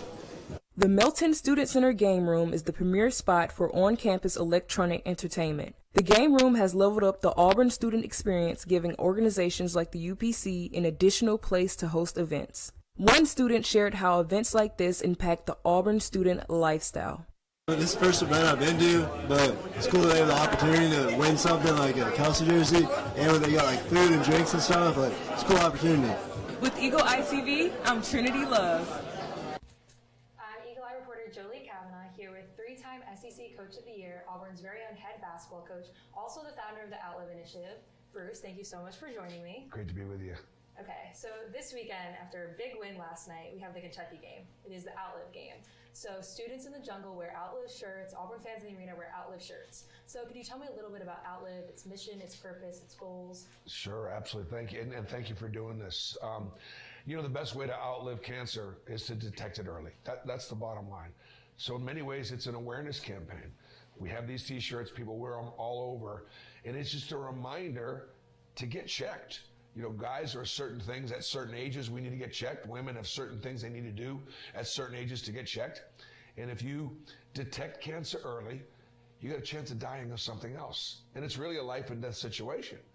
The funds that we get from the sale of the T-shirts and people that donate, 100% of every dollar we raise, every penny we raise, goes to families in the state of Alabama who are battling cancer. They might not be able to afford the copay for the medicine that would save them. They might be sick from the chemo and are missing days of work. And so bills add up at home. It's not for research. It's for people to be able to afford the battle of fighting cancer. And last year we gave out over $250,000 in the state, and we're hoping to double that this year. So I know you mentioned almost $250,000. I saw in an interview that you donated over $300,000 to victims and cancer families. So how much does it mean to you to have the support of the Auburn family? We can't do it without the support of the Auburn family, period. If I asked you, there's a family that I know, their dad is battling cancer and they can't afford the medication, would you give them $50? Yes. In a heartbeat. You wouldn't even hesitate, right? You may not even know them. And that's sort of what Outlive is all about, is just to say, I think when it's as personal as it is, and I think when people get that support knowing that it came from either Auburn basketball, Auburn University, or Auburn supporters, they're not alone in this battle. Just when they didn't think they could afford the kind of medicine that could save them, a check comes in from the hospital or from the cancer institutions that we work with throughout the state. So it's been a great program, and I know it's making a difference. So you mentioned on the story, is there a story or a moment within this initiative that comes to mind that is immediately personal to you, or just? Well, the original story is this. When I was at Tennessee, Chris Lofton, one of my players, failed a drug test in the NCAA tournament, and we knew Chris was not somebody that was ever doing anything with drugs. And they brought us into a meeting after we lost to Ohio State. This is how long ago it was. Greg Oden and Michael Conley and that group right there at Ohio State, and said Chris failed a drug test. There are three options. One, he's taking steroids or some kind of, we knew that wasn't an option. Number two, he was pregnant. We knew that wasn't an option. And number three, he has testicular cancer. And we were all rooting for pregnant. But he had testicular cancer. And if it wasn't for a random drug test, we would have never known. And so that's a long story, but that's how it started. Chris outlived his cancer. We started this campaign at Tennessee and raised $2 million while I was there. And then came here to Auburn. I just thought it was too good a program. So I called Chris and I said, would you mind if we kept this program alive, kind of in your honor?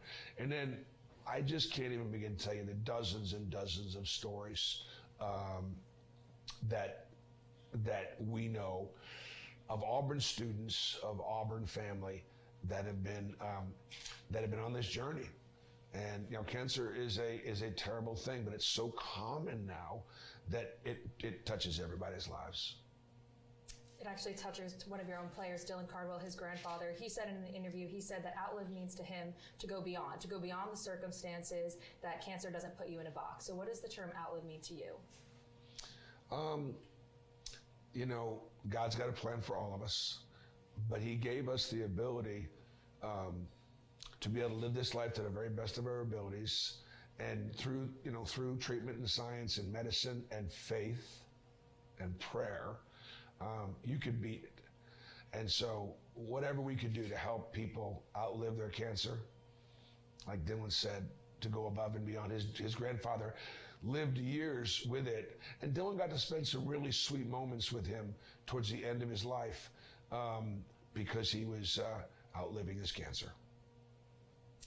So I saw you thought you had a press conference and there were members of the Outlive community. So there was a woman who spoke up and said about a young boy, and she said that the team is not only playing to win, they're not only playing for Auburn, they are playing for a purpose bigger than themselves. So how do you prepare the team going into this weekend for the Outlive game? How do you prepare them a little differently knowing that they're playing for such a big purpose? Want them to focus on the game. It's their job to focus on the game. They got enough other distractions.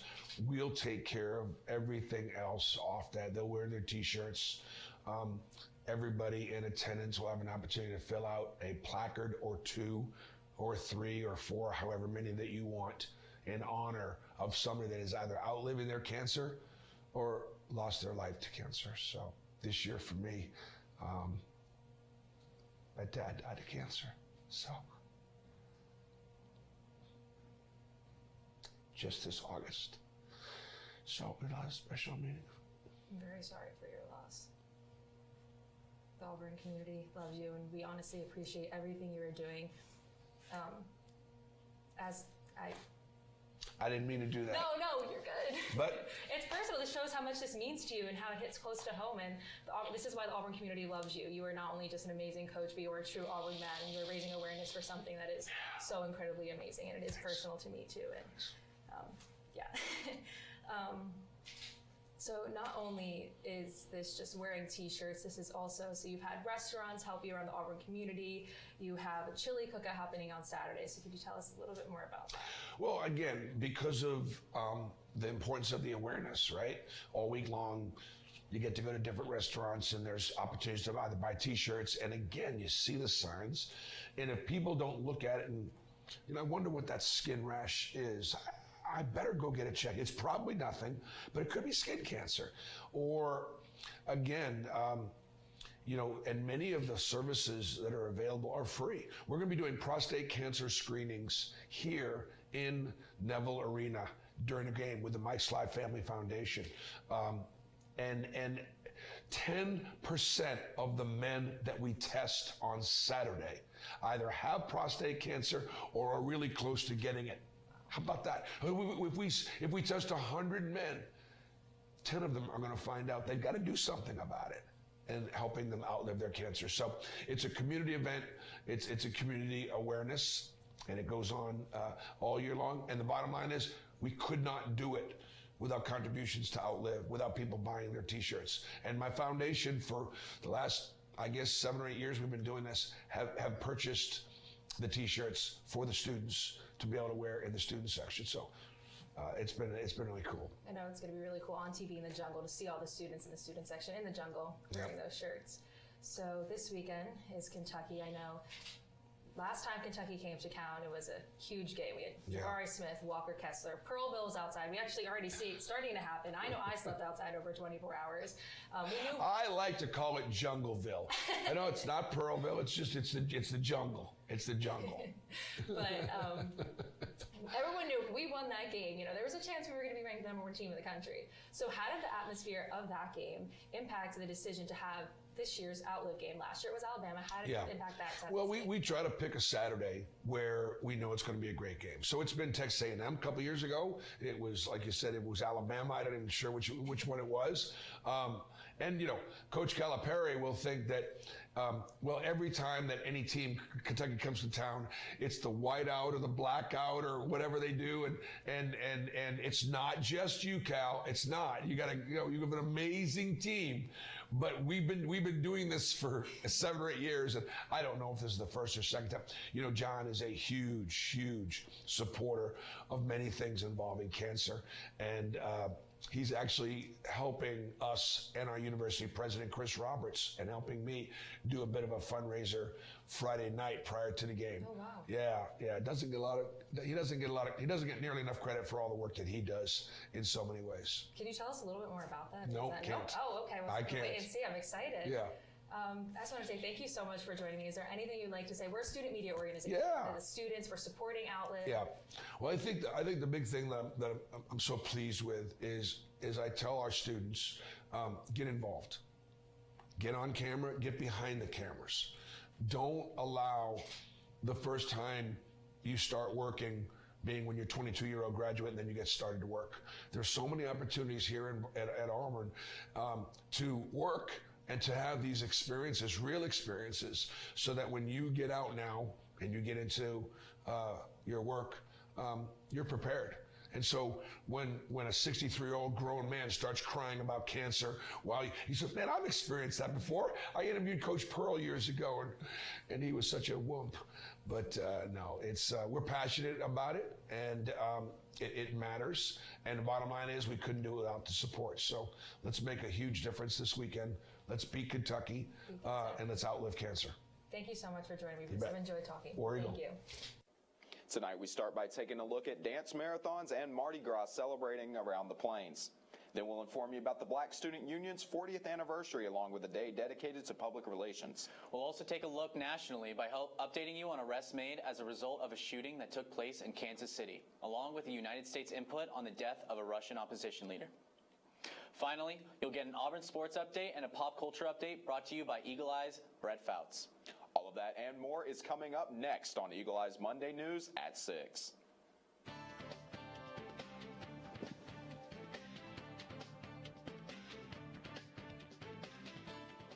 Good evening and welcome to Eagle Eye News at 6. I'm Bowman Ivester. And I'm Jack Sublett.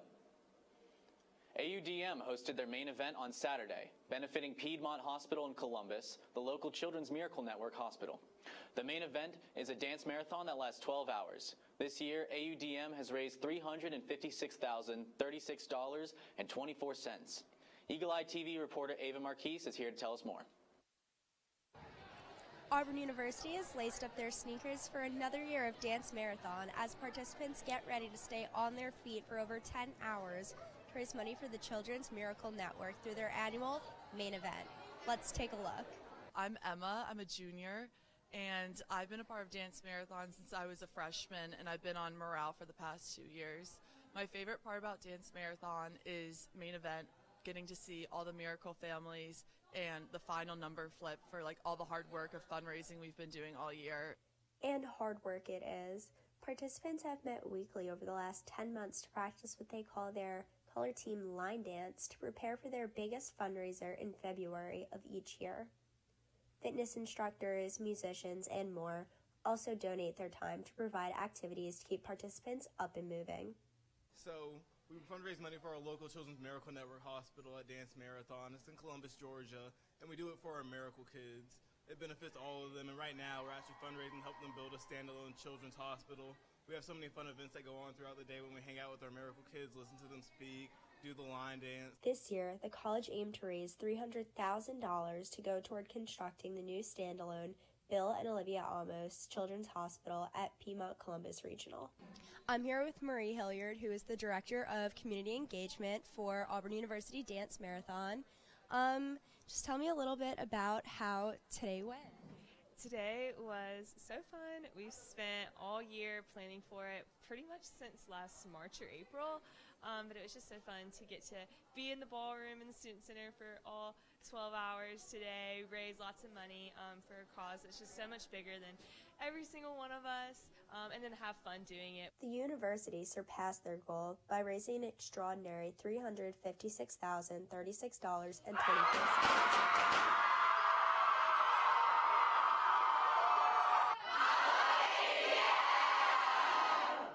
This has been Ava Marchese, Eagle Eye TV. The Black Student Union is celebrating 40 years as an on-campus organization here at Auburn. According to BSU, their mission is to represent the interests and concerns of black students at Auburn University. Eagle Eye TV's Trinity Love attended the 40th anniversary commemorative dinner. We're here at the Student Activities Center where BSU is hosting an anniversary dinner. The Black Student Union hosted a dinner to celebrate its 40th anniversary. This formal event honored many, including the first black student at Auburn University. Harold and Franklin graduated from Alabama State College in 1962 with a degree in government and psychology. In late 1963, he applied to Auburn and was denied admission. With the help of civil rights attorney Fred Gray, he was able to prove that he was denied admission because of his race. He was admitted to Auburn University as a graduate student in 1964, and his time at Auburn sadly was spent in isolation. A couple members shared how BSU has impacted their lives as an Auburn student. BSU was kind of the stepping stone of me starting my Auburn involvement career. It made me pretty comfortable to speak here at Auburn, just to friends and peers, but also other people that I don't know, and get me involved in other organizations. When I first got on Auburn's campus, I felt really isolated, really alienated, and as I started getting more and more involved, especially with BSU, I found my people. The mission of BSU is to represent the interests and concerns of black students at Auburn University. With Eagle Eye TV, I'm Trinity Love. When we come back, we'll provide more updates of on-campus happenings from around this past week. You're watching Eagle Eye News at 6.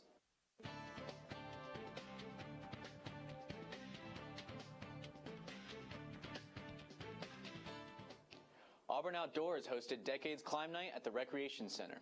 Participants came dressed as their favorite decade and helped the rec prepare for the Auburn Ascent Climbing Competition. Eagle Eye's Brett Fouts was on the scene to tell us more. Auburn Outdoors is hosting their Decades Climb Night here tonight at the Auburn Recreational Center as the rec is preparing to host their Auburn Ascent Climbing Tournament starting tomorrow. So tonight, climbers are coming out dressed in decades of all various sorts and climbing for one last time on these prepared routes. That's right. Auburn Ascent is returning for the first time in 4 years. So in celebration, Auburn Outdoors decided to host Decades Night at the climbing wall inside the Auburn Recreational Center. Auburn Ascent is a rock climbing competition held by Auburn Outdoors and is welcome to climbers of any experience. To learn more about Decades Night, we spoke with the organizer of the event. I'm Brett Fouts here with Eagle Eye TV, and today I'm with Anna of Auburn Outdoors, and we're talking a little bit about what's going on at the Rec Center tonight. So, Anna, can you tell us a little bit about you? Yeah, I'm with Auburn Outdoors. We're the outdoor program here at Auburn University, and tonight we're having Decades Climb Night. And so can you tell us a little bit about what Decades Climb Night is? Yeah, so we are going to be taking all of the holds off the wall tomorrow in preparation for our climbing competition, Auburn Ascent. And this is the last night that some of these routes, as we call them on the climbing wall, have been up for a really long time. Decades, if you will. So it's just kind of a nod before we take all of the memories and the fun down as we prepare for new routes to go up for our competition. And can you tell us a little bit more about Auburn Ascent, maybe? Yeah, so Auburn Ascent, this is the first time, like I said, in 4 years that we've had this competition. We're having students from all over the Southeast come and compete against Auburn students in Auburn's climbing club. There's 3 heats, recreational, intermediate, and advanced. All right, I think that's all we got. Thank you so much, Anna. It's no secret that the University Program Council throws the best parties on campus, so of course they amped up the student involvement even further by bringing Mardi Gras to the Plains. Eagle Eye's Jack Sublett reports. We're here at the Mellon Student Center, where the University Program Council is throwing a Mardi Gras celebration. To celebrate, guests can decorate masks, create their own bracelets, and even indulge in some king cake.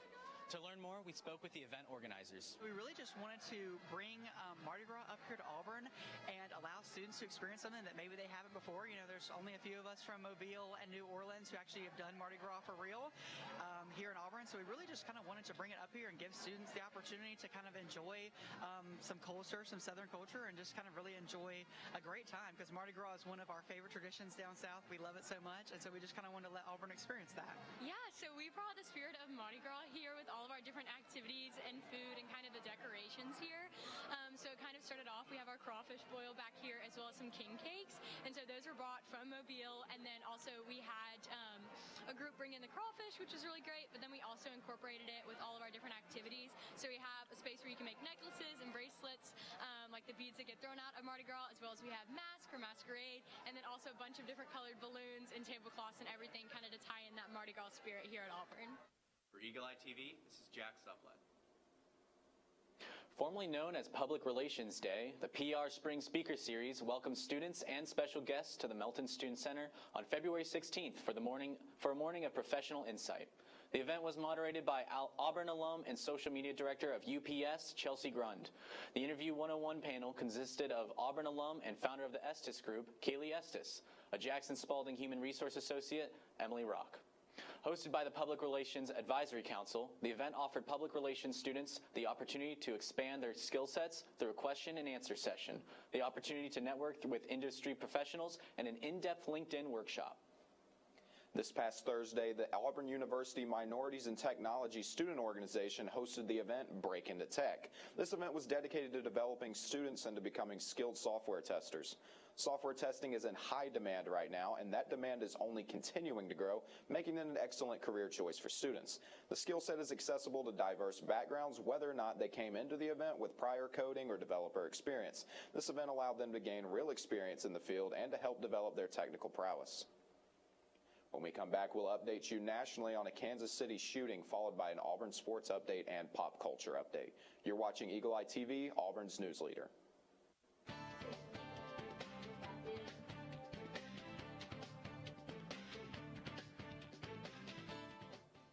Two teenagers in custody in connection with the deadly shooting during the Kansas City Chiefs Super Bowl celebration rally have been charged. Gene Sullivan has the new details we're learning about this horrific tragedy. The dark night sky lit up by candles Thursday as dozens of people showed their support for the victims of Wednesday's mass shooting in Kansas City, mourning together. We're sad, we're heartbroken, but most of all, we're angry. A stark contrast to the chaos and terror from earlier this week. Shots rang out during the Kansas City Chiefs Super Bowl celebration rally, killing one person, injuring more than 20 others, including children, and terrifying thousands in attendance. While the city grapples with grief, investigators have arrested 2 teens in connection with Wednesday's deadly shooting. Authorities say both teens face gun-related and resisting arrest charges, and that more charges could be filed as the investigation is ongoing. Their names are not being released because they're juveniles. We're all hurting in our own way. We're all grieving in some way. In the face of darkness, our resilience will shine brightly. The woman killed in Wednesday's attack was popular radio DJ Lisa Lopez Galvin. Her brother says she was a huge Chiefs fan who just wanted to celebrate their big win with her family, including her son, who was injured in the shooting. Lisa absolutely was an amazing woman, great mother, great sister, great friend. On Friday, the Chiefs, in partnership with other groups, launched and donated $200,000 to a fund supporting victims and their families. I'm Jen Sullivan reporting.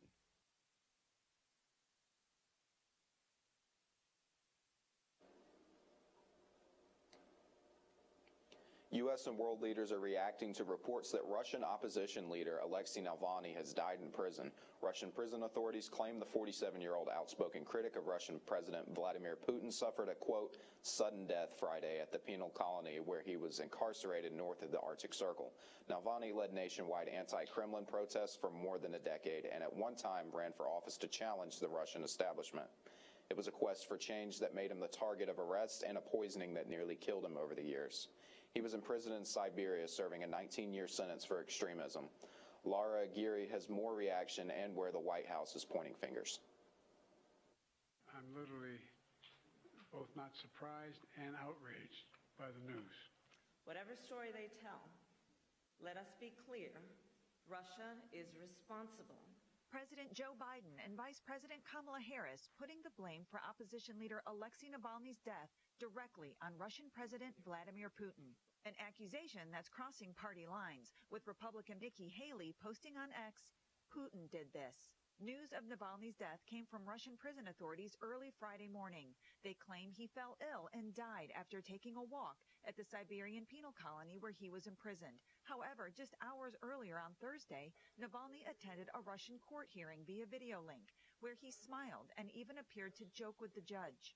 On Valentine's Day, he posted his last message on Telegram to his wife, Yulia, professing his love across the miles between them. She's at a security conference in Munich, where she urged the international community to fight against Putin's horrific regime, saying they will be punished for what they have done. They will be brought to justice, and that this day will come soon. President Biden honored Navalny as a man dedicated to building a Russia where the rule of law applied fairly to everyone. We're going to continue his work despite this loss, despite all of Putin's desperate attempts to stamp out the opposition. CNN once asked Navalny why he would risk losing everything, even his own life, to keep challenging Putin. The choice is very simple. You are either scared or you go on. I chose to go on a long time ago. I'm Laura Aguirre reporting. When we return, Eagle Eye's Mackenzie Deutschman will give you an Auburn sports update, followed by a consumer and box office watch with Brett Fouts. Stay tuned for more.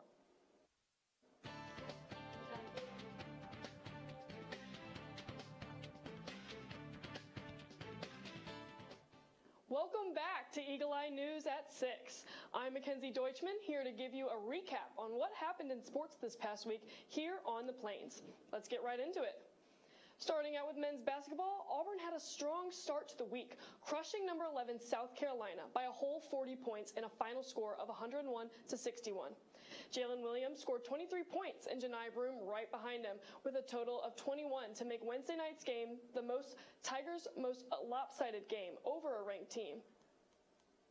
The Tigers moved forward, coming off their two massive wins against Alabama and South Carolina, but unfortunately ended their SEC win streak to Kentucky Wildcats last Saturday in Neville Arena. The environment was electric, including a visit from College Game Day and a packed student section. However, the Tigers struggled to make their shots, and forward Jalen Williams suffered a knee injury, but is expected to return this season. Auburn never took the lead from Kentucky, ending the game with a score of 70-59. Auburn is 43-3 for home games in the Jungle over the last 3 seasons and will now hit the road to play the Georgia Bulldogs this Saturday at 5 p.m. The game will be streamed live on the SEC Network. Continuing with hoops coverage, Auburn women's basketball also played the Kentucky Wildcats this past week for the Play for K Pink game right at home in Neville Arena. The Tigers came out on top with a score of 78-50. Taylon Collins proved she was not only a great defender, but also dominated offensively and was named player of the game with 19 points. However, the Tigers were not as successful in Tuscaloosa, where they lost to the Alabama Crimson Tide with a score of 67-61. Auburn will stay on the road as they travel to Louisiana for a Tigers vs. Tigers rematch against LSU. Last time these teams played, Auburn defeated LSU in an upset. The game will be this Thursday at 8 p.m. and will be streamed live on the SEC Network. I'm sure it's one you won't want to miss. Now on to Diamond Sports. This past weekend was opening day on the Plains for Auburn baseball with a 3-series matchup against Eastern Kentucky. The Tigers had a clean sweep, going 3-0 against the Colonels. Number 24, Carson Myers, a transfer from the University of Alabama Birmingham, made the most of his debut here on the Plains. Myers was not only named player of the game on Sunday, but also SEC's pitcher of the week. Myers will take on some old friends as Auburn plays the University of Alabama Birmingham next here at Plainsman Park tomorrow at 6 p.m. The game will be streamed live on the SEC Network. That's all I've got for athletics on the Plains for tonight. Tune in tomorrow at 7 right here on Eagle Eye TV for more sports coverage. I'm Mackenzie Deutschman for Eagle Eye Sports, and you are watching Eagle Eye News at 6. We'll be right back. Take it away.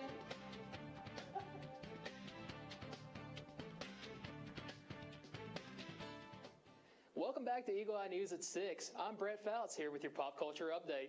Does the winter weather have you dreaming of getting away? Now's a great time to book a cruise and score some big deals. This may be especially appealing to Auburn students who may be looking to vacation on a broke college kid budget. Jen Sullivan explains why in today's Consumer Watch.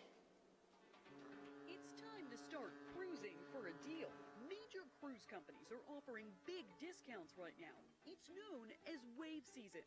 Wave season is the time of year when the entire cruise industry goes on sale. Wave season starts in January and runs through the beginning of March. You don't need to travel right now to score the deals. Travel expert Emily Kaufman says you can book a cruise all the way through 2025. You just need to book the trip now. So, what kind of deals are we seeing? They've got added value offers with things like 2-for-1 sailing, cabin category upgrades, credits to be used on board. From river cruises to luxury ships, anywhere around the world, this is the time to score discounts. Right now, Norwegian Cruise Lines is offering a 2-for-1 deal. That's on many of their cruises, even the European destinations. They're also offering a savings of $1,000 for free third or fourth guests on select dates. Royal Caribbean Cruises boast up to $700 off, plus 60% off a second guest, and kids sail for free. MSC is offering 40% off and up to $400 onboard credit, but that deal only lasts until February 20th. Kaufman says cruises are a great way for families to save. For one price, you get your accommodations, your meals, your activities on board. If you are booking for a future trip, keep in mind that prices will be even cheaper if you book during an off-season time. And of course, you do have to factor in flights if you have to fly to the port city where the cruise departs from. For Consumer Watch, I'm Jen Sullivan. 2 new movies gave the slumping box office some life, meaning there are opportunities for students to get away from their studies and indulge in some great films. Bob Marley, One Love, debuted #1 in the box office. The music biopic easily beat out the superhero flick Madam Web in the opening weekend for both films. David Daniel has the early estimates for the top 5 films in theaters Friday through Sunday.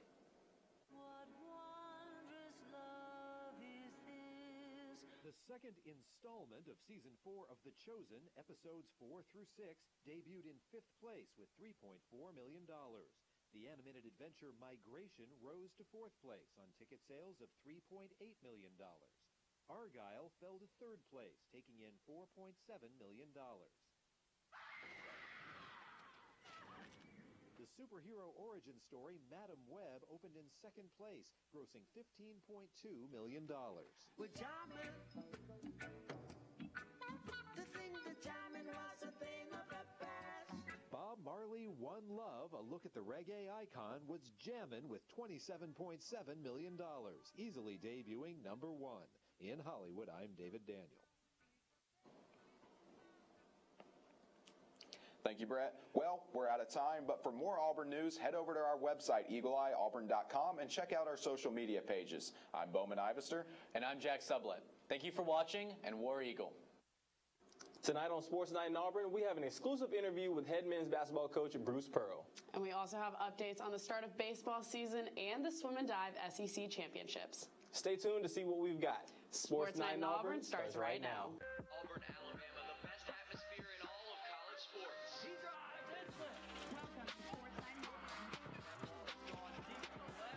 Welcome to Sports Night in Auburn. Welcome to Sports Night in Auburn. And welcome back to Sports Night in Auburn.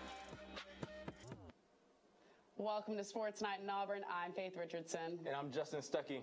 Faith, it's been a minute. We have not been here since last year? Last November. But we told you guys that we would be back and we would be better. So let's kick things off with men's basketball. The number 13th ranked Tigers took on the 11th ranked South Carolina Gamecocks in Neville Arena Wednesday night for a Valentine's Day matchup. Reporter Zach Card was there. Let's check out his recap of the game. The first of two huge matchups for the Tigers pit them against one of the hottest teams in college basketball, the South Carolina Gamecocks. Gamecocks come into this one ranked 11th in the country, and the jungle was up for the challenge.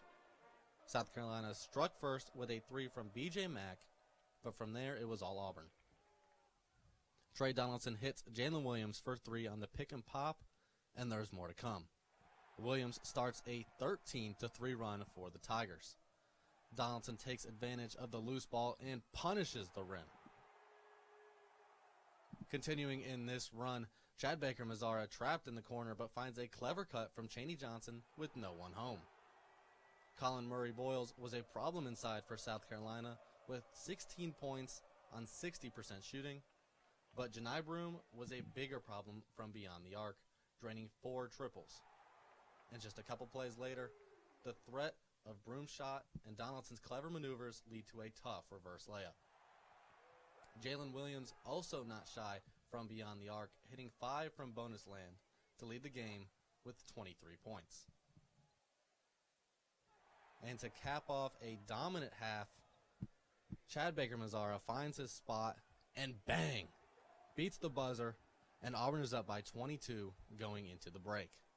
From there, Auburn never looked back, having production from all over the court and down the bench. 12 Tigers scored at least one basket in tonight's game.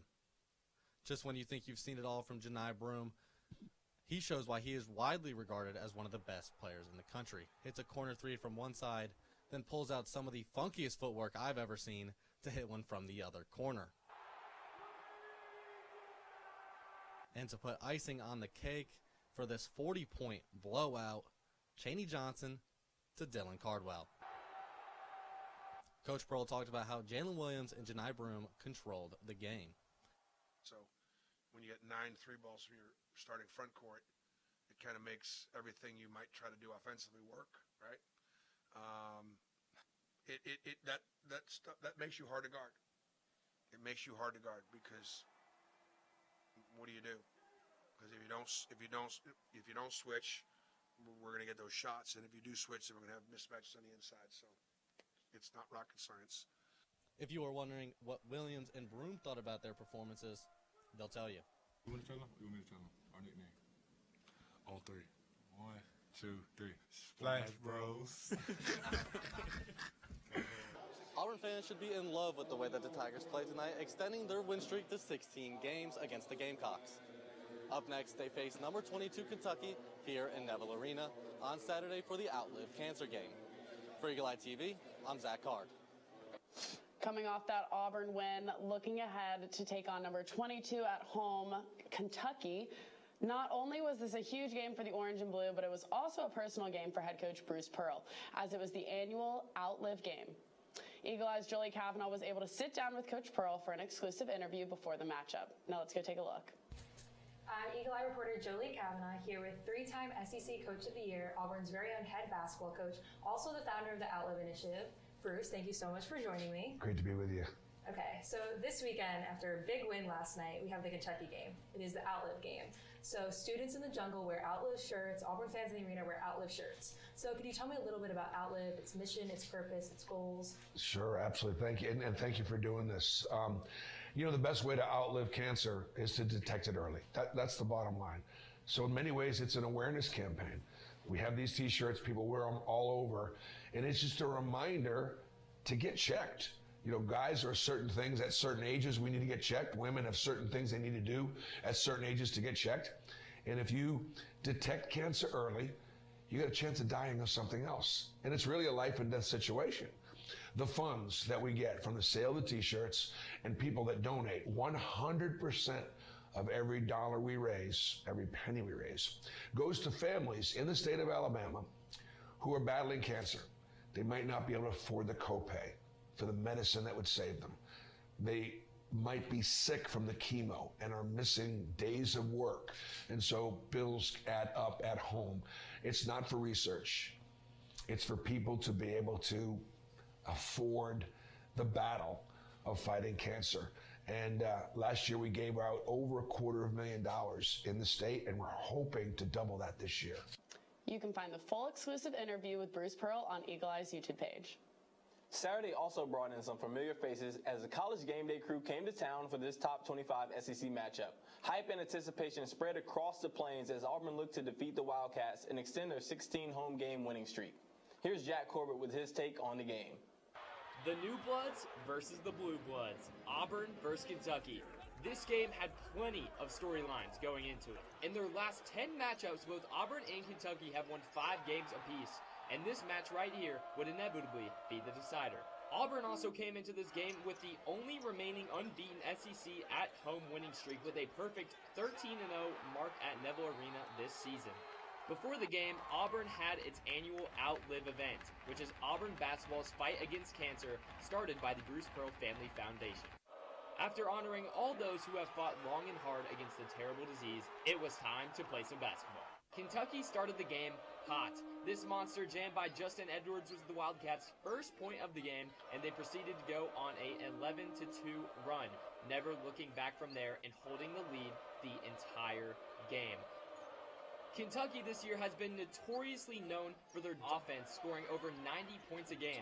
However, coming into this game, it was their defense that was the biggest storyline. Guards locked up both point guard Trey Donaldson and his counterpart Aiden Holloway and left them with 0 assists the entire game.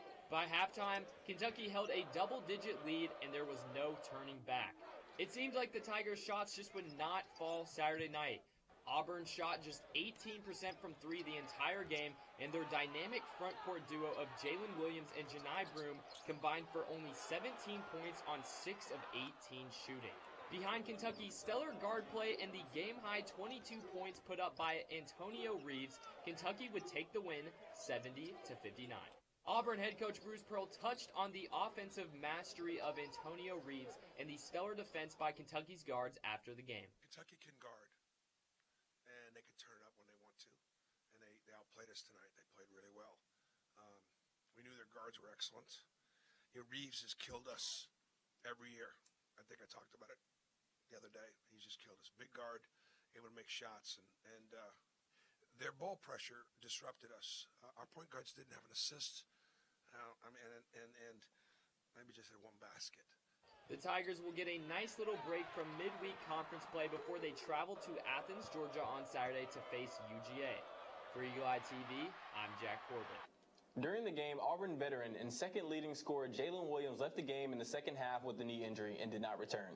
Bruce Pearl spoke after the game and said that he was indeed hurt and Williams would have an MRI the next morning. Fortunately for the Tigers, the MRI revealed that Williams will not be out for an indefinite amount of time, and this is not a season-ending injury. The Tigers will take the court again this Saturday as they travel to Athens, facing off against the Georgia Bulldogs. After going 1-1 this past week with their crushing win over South Carolina, but their loss at home to Kentucky, Auburn fell just one spot in the AP poll, going from 13 to 14. Now let's take a look at the current top 25 teams in the country.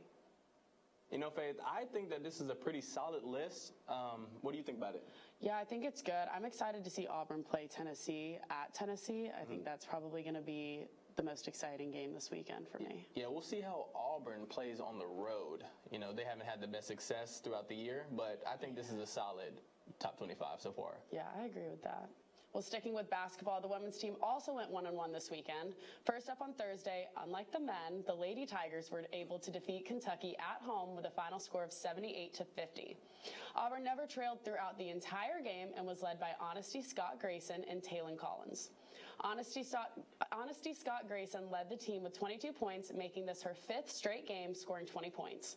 Taylon Collins was next up with a season high of 19 points alongside 11 rebounds, marking her 3rd double-double. After beating the Wildcats, Auburn traveled to Tuscaloosa looking to sweep Alabama. However, that was not the case. The Auburn Tigers ended up losing to the Tide in a close matchup, 67-61.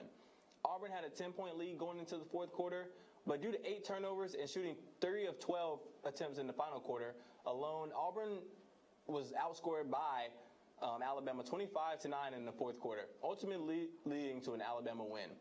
Coming up, the Tigers will travel to LSU to try to complete the sweep against Andrew Reese and company on Thursday. Then on Sunday, they are back at home against Texas A&M.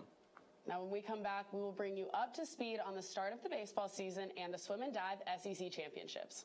But first, you all know what time it is. It's trivia time. Between both the men and women, how many swim and dive SEC championships has Auburn won?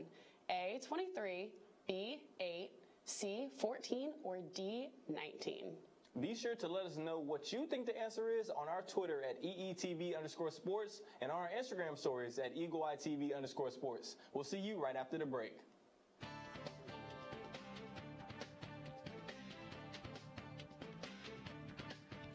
You are back watching Sports Night in Auburn. I'm Faith Richardson. And I'm Justin Stuckey. If you guessed A23, then you are correct. Auburn has won 23 swim and dive SEC titles. That is 18 on the men's side and 5 on the women's side. From 1997 to 2012, the men's team has won 16 straight championships. Faith, that sounds like a dynasty to me. That sounds like a lot. Hopefully they can repeat this weekend. Yeah, and they're hosting it too, so that would be huge. Auburn is actually currently hosting the 2024 SEC Swim and Dive Championships right now at James E. Martin Aquatic Center. After one day of competition, the men's team is currently sitting in 7th place, with competition not stopping until Sunday. It was a busy weekend on the Plains for baseball fans as Auburn hosted Eastern Kentucky for a 3-game series. The number 15 ranked Tigers were able to sweep EKU, winning all 3 games in dominant fashion, of course. In the first game, it was opening day on the Plains with a sold-out crowd at Plainsman Park. Auburn defeated Eastern Kentucky 17-6. This crowd set an opening day attendance record, including a record of 1,091 students. The Tigers looked to clinch the series on Saturday in Game 2, and they just did that. Led by Bobby Pierce and Joseph Gonzalez, Auburn won with a final score of 6-1. Pierce led the team offensively, matching his career highs of 3 RBIs, and in his first game back from injury and 364 days after his last start, Gonzalez allowed just 1 unearned run on 2 hits in 5 innings. Finally, Auburn won the last game of this series, completing the sweep 9-1. The team is currently hosting UAB right now at Plainsman Park and will travel next to Jacksonville, Florida for the Jacks College Baseball Classic, where they will take on number 20 Iowa, Wichita State, and number 14 Virginia. In other baseball news, 2 Tigers earned recognition. First, junior right-handed pitcher Will Cannon was named to preseason watch list for the 19th annual National Collegiate Baseball Writers Association Stopper of the Year Award. He is one of 12 relievers from the SEC, the most of any conference, named. Last year, Cannon was named to the midseason watch list, and in his first year on the Plains, led the team with 5 saves. The second Tiger honored was junior left-handed pitcher Carson Myers. He was awarded SEC Co-Pitcher of the Week after making his Auburn debut this past weekend. In his first Auburn start, Myers struck out a career-high 8 batters and had 6 scoreless innings. This marks the most scoreless innings on opening weekend since Casey Mize in 2018. Not only was it opening day this weekend, but it was also the grand opening of Auburn's new Hall of Fame club in Plainsman Park. A tribute to Auburn's Hall of Famer and only SEC player in the Baseball Hall of Fame, Frank Thomas. The club has 108 premium seats behind home plate and 3,000 feet of club space. With the ribbon-cutting ceremony on Friday, Thomas spoke out about how much Auburn means to him and the fact that he now has both a statue and a club dedicated to him at the place where it all started for him. Auburn's athletic director, John Cohen, hopes that Thomas is just the first of many Hall of Famers this club will honor. On to the women's side of the diamond, the number 25 Tigers won big at the Puerto Vallarta Challenge. They grabbed an 8-6 win over Wichita State in extra innings, a 6-3 win over UC Davis, and a 1-0 upset over the number 13th ranked Utah. However, the game against number 8 Clemson was canceled on Saturday due to weather. But overall, a winning weekend for the Tigers with a 3-0 record. They will be back at home this weekend hosting Longwood, Southeast Missouri State, and Northern Iowa for the Plainsman Invitational from Friday to Saturday. On to equestrian, the number 6th ranked Lady Tigers had a dominant weekend at home, securing a 6-2 win against Dartmouth on Friday and a 14-6 win against number 8 UT Martin on Saturday. In addition, Auburn also swept the most outstanding performer honors last weekend, taking home all 4 events. Freshman Avery Glenn won for fences, senior Ellie Ferningo was awarded in flat, sophomore Caroline Friedenberg took it home for horsemanship, and lastly, sophomore Alexia Tordoff took the honor in reining. The Tigers will have a couple of weeks off before heading back home, facing off against number 2 SMU in March. Auburn Gymnastics traveled to Baton Rouge on Friday to take on number 3 LSU. While Auburn did not come away with the win, losing 198.3 to 197.1, this marks the team's second best road score. The former Orange and Blue will be back in Neville Arena this Friday to take on number 13 Missouri for senior night, as well as the annual breast cancer awareness meet. So make sure that you show up and wear your pink. Coming up on Sports Night in Auburn, we have another draft analysis for you and updates on Jabari Smith Jr. and Walker Kessler. But before that, we have some more trivia for you. Who was the first player from Auburn drafted into the NBA in the Bruce Pearl era? Was it A. Sharif Cooper, B. Chuma Okeke, C. JT Thor, or D. Isaac Okoro? Let us know who you think it is on our Instagram stories and on our Twitter. You're watching Sports Night in Auburn. We're going to be right back.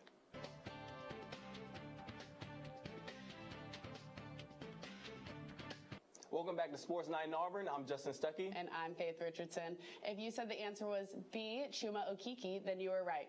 Chuma Okeke was drafted 16th overall in the 2019 NBA draft by the Orlando Magic, where he still plays today. He started the trend of Bruce Pearl and the Auburn Tigers having at least one player drafted every year since 2019. We'll see if that streak stays alive this year. Man, I hope it does. The team's good, though. We do have a good team. Let's figure out how to win on the road. That's key. Speaking of the NBA, 2 former Tigers got to participate in the 2024 NBA All-Star festivities in Indiana this past weekend. The former teammates Jabari Smith Jr. and Walker Kessler were a part of the Panini Rising Stars for the second year in a row. Smith was on Paul Gasol's team alongside number 1 draft pick Victor Wembanyama and former rival Brandon Miller, while Kessler was on Jalen Rose's team playing alongside the MVP of the Panini Rising Stars, Benedict Mathurin. While Smith's team did not make it to the championship game, Kessler and Team Jalen won it all. Both former Tigers will be back in action when the rest of the NBA season picks back up on Thursday. Jumping from the NBA to the NFL, we have another draft evaluation from reporter Micah Farmer. Let's see what he has to say on former Auburn cornerback DJ James ahead of the 2024 NFL Draft. Thanks, guys, and welcome back to Auburn Weekly Draft Evals. Last week we talked about Nehemiah Pritchett, and this week we've got Auburn's other boundary corner in DJ James. James has exceptional fluidity and good hips, really a twitchy corner, which is something NFL teams will love about him. He also has great quick trigger ability. He's going to be able to read, react, and make a play, whether that be in the run or sitting back in a zone or in off man. He's going to excel in all of those areas. He's also great at the catch point. He'll be able to drive his hands into receivers' bread baskets and make pass breakups. He had 10 of them this season at Auburn, as well as 2 interceptions. Then along with that, more scheme versatility. He's going to be able to carry routes and man coverage because of his short area quickness. He's going to be able to cover the short area of the field, the intermediate area of the field. As far as weaknesses, he's really light, only 164 pounds, which is a big problem. That is just simply not NFL size at corner. I think that's going to be the main thing that drives him down the board for some teams. His susceptibility to double moves is also not good. Long speed, I said, is also a concern. That short area quickness is great, but once you get 30, 40 yards down the field and a receiver's running a streak, James does not have the top-end speed to always be able to keep up with that. Then finally, zone eyes and man coverage. In zone coverage, your idea is to read the eyes of the quarterback and see where he's going with the ball based off of that. The issue is James does this in man coverage, where you want to be more focused on your man, carry them up the field. And so as a result of that, James will be locked into the backfield and have no idea what's going on behind him, and he'll give up a big play. Overall, projection-wise, I think James is a day 2 pick with a ceiling to go in the mid-second round, especially to a team like the Raiders, who needs help in the secondary and is not afraid to reach down the board. I think James will be a very solid starter for whoever gets him, especially in the slot or in a cover 3 scheme. And I really think in the right defense, he could develop into being a really good player for whichever team drafts him. That's all for this week, though. Next week, we'll be back with more defensive backs as we get into safety, Jalen Simpson. That's all for this week. Back to you guys at the desk. Be sure to check out Micah's in-depth analysis on Eagle Eye's website and YouTube channel. In golf news, after his record-breaking performance at the Amir Ari Invitational, Jackson Coyvon was named SEC Golfer of the Week on Wednesday. This marks his 4th SEC Weekly honor for Coyvon, which is the most by any golfer in Auburn history. Currently at the number 2 spot, our men's team will be continuing their run at the Prestige Invitational in Indio, California, and will finish on Wednesday. After that, they will travel to Las Vegas for the Southern Highlands Collegiate from February 25th to the 27th. Women's golf came in at number 15 in the latest rankings as they finished out at the Moon Golf Invitational in Melbourne, Florida. The Tigers finished up as runner-ups, which was their third this season. Fifth-year Megan Schofield led the Tigers throughout all 3 rounds, shooting 1 over for each. Over to men's tennis, the Orange and Blue swept this weekend, scoring 2 shutouts against Middle Tennessee State and against the Citadel. In the first match this Sunday, the doubleheader, Auburn defeated Middle Tennessee State 4-0. The team went on to take on the Citadel, winning 7-0. Up next, the Tigers will travel to Montgomery for the Blue-Gray National Tennis Classic this Friday and Saturday. And finally, number 12 women's tennis lost on the road to number 6 Texas in their match on Sunday. Although the Tigers were able to secure the doubles points, they could not grab any singles wins, ultimately losing with a final score of 4-1. The team will look to bounce back as they travel to Florida for matches against Pepperdine and on Friday, February 23rd and USF on Sunday the 25th. Before we sign off, here are all the upcoming Auburn athletic events for this week. Justin, I'm excited about the baseball game tonight. I'm actually going to head over there after. We've got to support those Tigers. I'm looking forward to the softball matchup on the women's side. They've got 3 matches Friday, Saturday, and Sunday. As a former MC, I got to support the ladies. Of course. Maybe I'll meet you there. Oh, yeah. Well, that's all we've got for you tonight. Be sure to follow our Instagram at EagleEyeTV_sports. And our Twitter at EETV_sports. I'm Faith Richardson. And I'm Justin Stuckey. You guys have a good night and make sure to wish Charles Barkley a happy birthday. And War Eagle.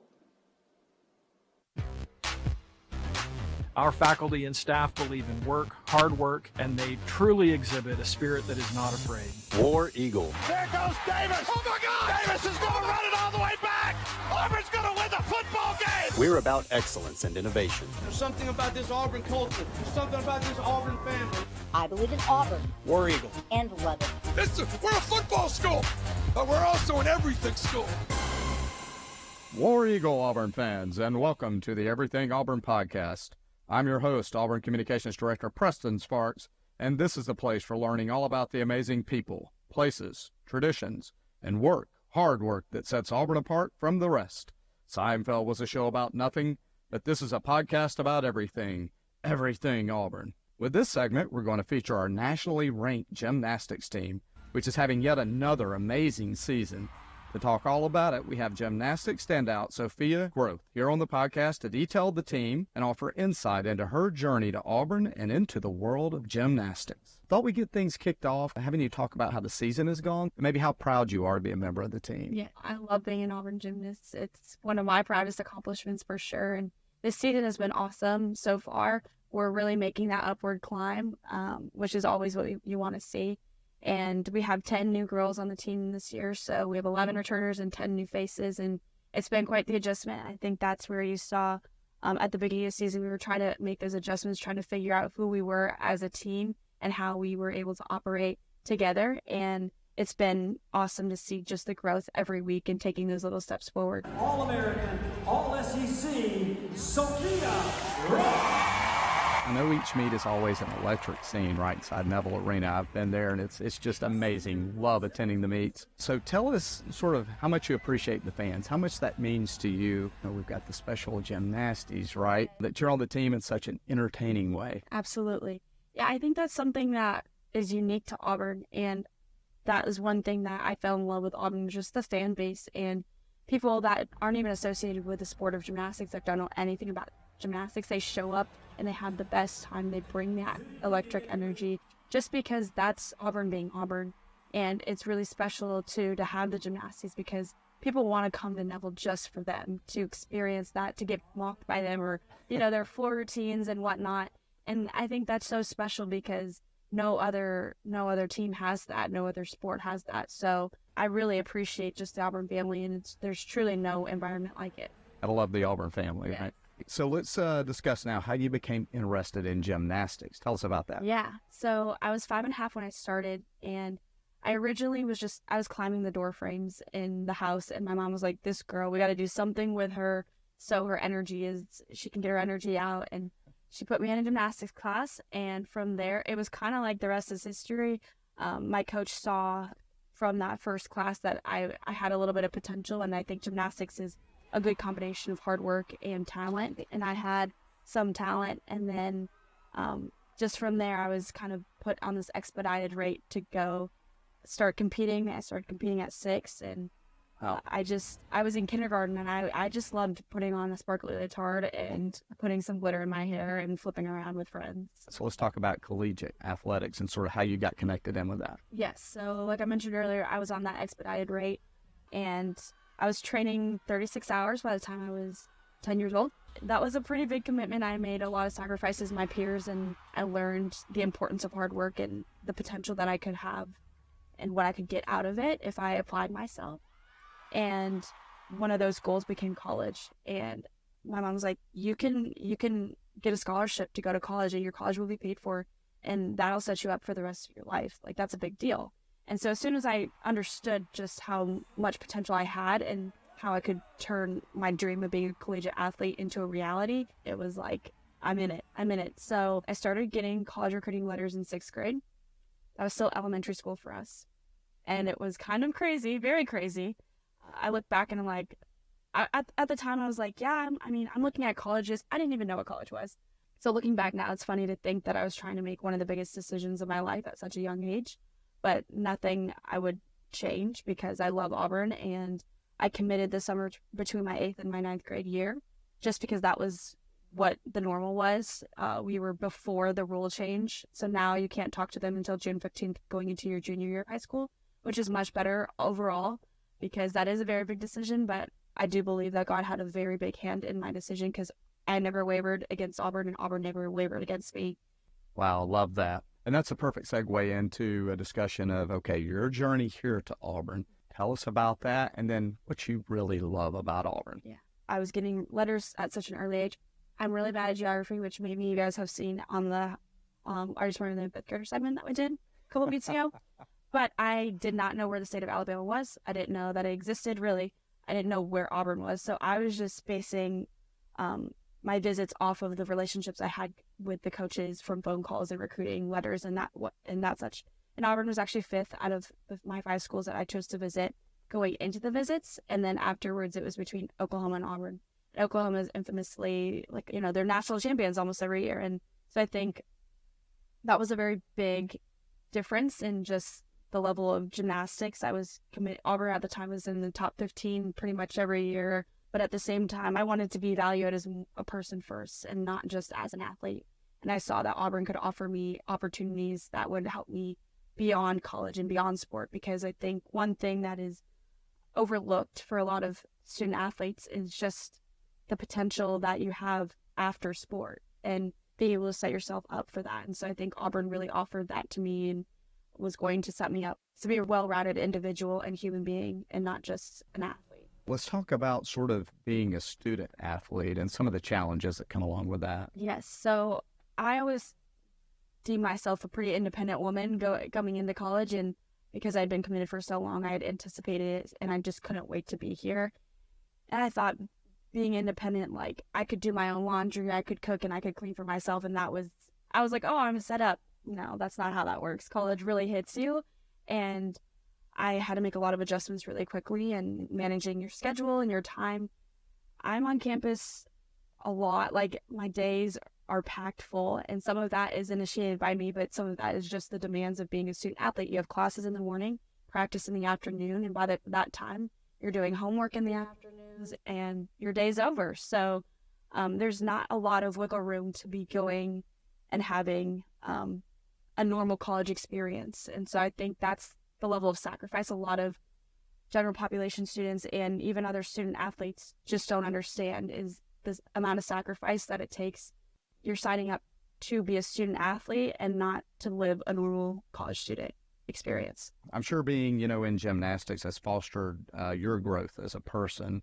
Detail that a bit for us. Yeah. Gymnastics specifically breeds an environment where you are having to multitask and perform at a high level in all aspects of your life. It's getting more recognition now, but when I started gymnastics, people only knew it for what it was at the Olympics, and they didn't value it much past that. And I think it's awesome now to see that people are actually recognizing how much effort, time, sacrifice, commitment it takes, just like any other sport, but also now it's more on the headline. So people are like, wow, like you make those flips on the beam look easy, but I know they're not, and know that you're in practice 20 hours a week and perfecting those and whatnot. And academics does take priority. It's a business too. You know, gymnastics is a business where I'm getting my college education paid for in order to perform and represent my university. So it's a balance of how do you do that as well, but how do you also still love gymnastics and do it from a place of passion, not a place of obligation. And you're balancing a lot of things, and all of those things contribute to character development and how you view them and how you just advertise them and market them for yourself. Because I personally don't view the sport as a business. It's a passion project for me. It's something that I love to do. And athletics in general has taken a trend where we're leaning more towards it, seeing it just as a business. And it hurts me because for character development wise, like you always have to go back to your why. Who's the little girl or the little boy that you're doing this for? And how did you start? What was your why at the beginning? Don't lose sight of that. So I think it's definitely developed my character, and I would not be the same person I am today without the sport. All right. So on the student front, tell us what your major is, sort of how Auburn is supporting you for success in the future. Auburn has offered me so many academic resources, support. We have a specific student athlete development center where we can just study whole hours, and their hours are flexible with our schedules, and it's been awesome to have that resource. But I'm majoring in exercise science. I'm minoring in sport coaching, and I work to complete my undergraduate degree in a little over 2.5 years. So I'll graduate this semester, and I've started my master's classes this semester as well. And I'm getting my master's in adult administration and supervision curriculum, so higher education. And I will plan to have that completed by the end of my 4th year, so spring of 2025. Okay, I'm absolutely impressed now. If I wasn't already, oh my goodness, that's amazing. So let's talk about sort of your commitment to using that NIL platform, I know, to help the community, right? Give us a little insight into that, if you will. Yeah, absolutely. So Pandora's box of NIL was opened when I was coming into my freshman year, and my initial intentions with it were really none. Like, I had no intention because I was like, I don't have a name, image, or likeness. So really nobody knew what was happening with it. Nobody knew how to navigate it. Brands didn't even know what they were doing. So it was like, how do you even work with them? I don't know. So I didn't start getting into it until the middle of my freshman season. I started getting more recognition because my performances were going well. And I started getting brands in my DMs, and they were reaching out to me, and I was like, okay, this is awesome. Like, free stuff, cool, you know? But for me, it was much more than that. I was like, I really have a platform and an opportunity to bring awareness to a mission and make an impact that is so much greater than myself. And that, to me, was what I wanted to use my NIL for. It was much more than just a check or just promoting something I didn't even believe in, you know? It was building a brand that was genuine, authentic, and that was able to spread who I am as a person and my mission for the impact and legacy I wanted to leave behind as an Auburn athlete. So that's kind of what I've used it for. I've worked with a lot of local brands because, again, it's the Auburn family. Like, Auburn will love you back if you love them. And they poured into me so much just with the fan base, the support. I wouldn't have the platform I have without them. So I knew I wanted to work with local brands and create those relationships instead of just, you know, emailing back and forth and negotiating contracts. And there is a little bit of that just because there is a business side of things, but I wanted it to be more of a relational thing. You're like the perfect Auburn ambassador, by the way. After hearing all this is just amazing. So, all right, so let's talk about the season. So we kind of started, you know, discussing how things have gone this year. I know that February 23rd is senior night, right? As well as breast cancer awareness night. So let's talk about that. What you're excited about for that night? Yes, I'm super excited just because we have 2 super seniors and then 2 4th-year graduating seniors, and it's a night to celebrate them, to celebrate our last meet in Neville. And I don't know if it's just because I'm getting older and sentimental, but I'm like, oh my gosh, like this, I only have 1 more year after this, and this season's already gone by so fast. Just knowing that this is our last meet in Neville for this season has me emotional, let alone getting to celebrate my teammates and my friends that their careers at Auburn and all they've contributed to the team and the atmosphere and the legacies that they're going to leave on the team and the school in general. So I'm really excited just to be out there, and I know Mizzou's a great team, so it'll be a great competition, and we're hoping for a lot of support and a lot of students to show up. So is there anything else you'd like to mention for the listeners? Maybe a way they could help cheer on the team? I would say just to show up and show out. It means so much more than just the gymnastics. We're here to spread a mission and awareness and represent ourselves as people first and then athletes, and not show just what we're capable of on the beam, ball, or floor, but to show that this is a true expression and passion project that we have, and it means so much more than just the gymnastics itself. Well, thanks so much again, Sophia, for joining the podcast and then enlightening us on all things gymnastics. We really appreciate it and hope everyone listening learned a few new things and grew their knowledge of everything Auburn. Make sure to check back on our show for future episodes as we continue to look at everything that makes Auburn so special. War Eagle.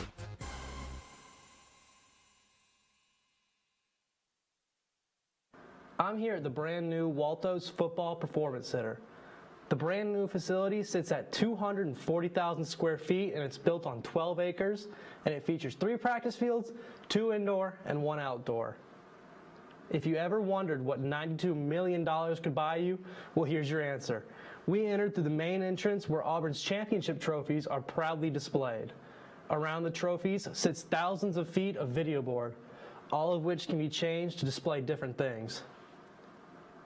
As you enter, we get to the weight room, which is just smaller than the new Publix downtown. The weight room is equipped with state-of-the-art technology used to track how the players train. All of the information can be loaded onto leaderboards in the middle of the weight room to promote friendly competition. There are cinematic lights that can focus on individual racks to be used on max days. Moving from the weight room, we see the practice fields.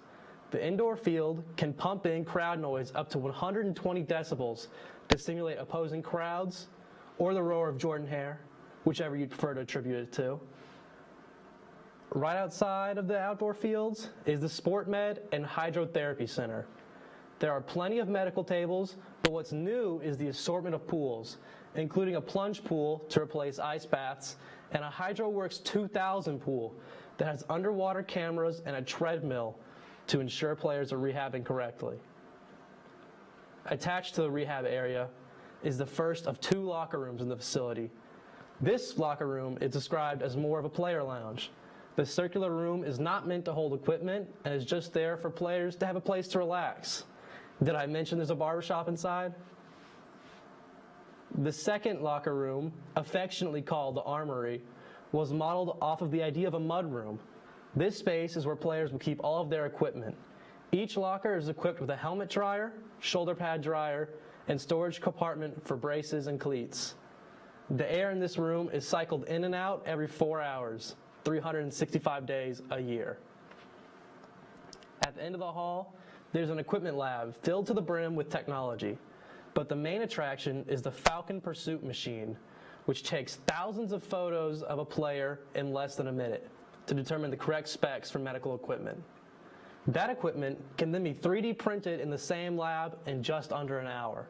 Upstairs, there's coaches' offices and what can be described as an indoor teaching space. Using this wall, players can line up face-to-face against life-size video of their opponents in order to learn formations. Needless to say, I think everyone involved in the Auburn program is excited to make the new facility home.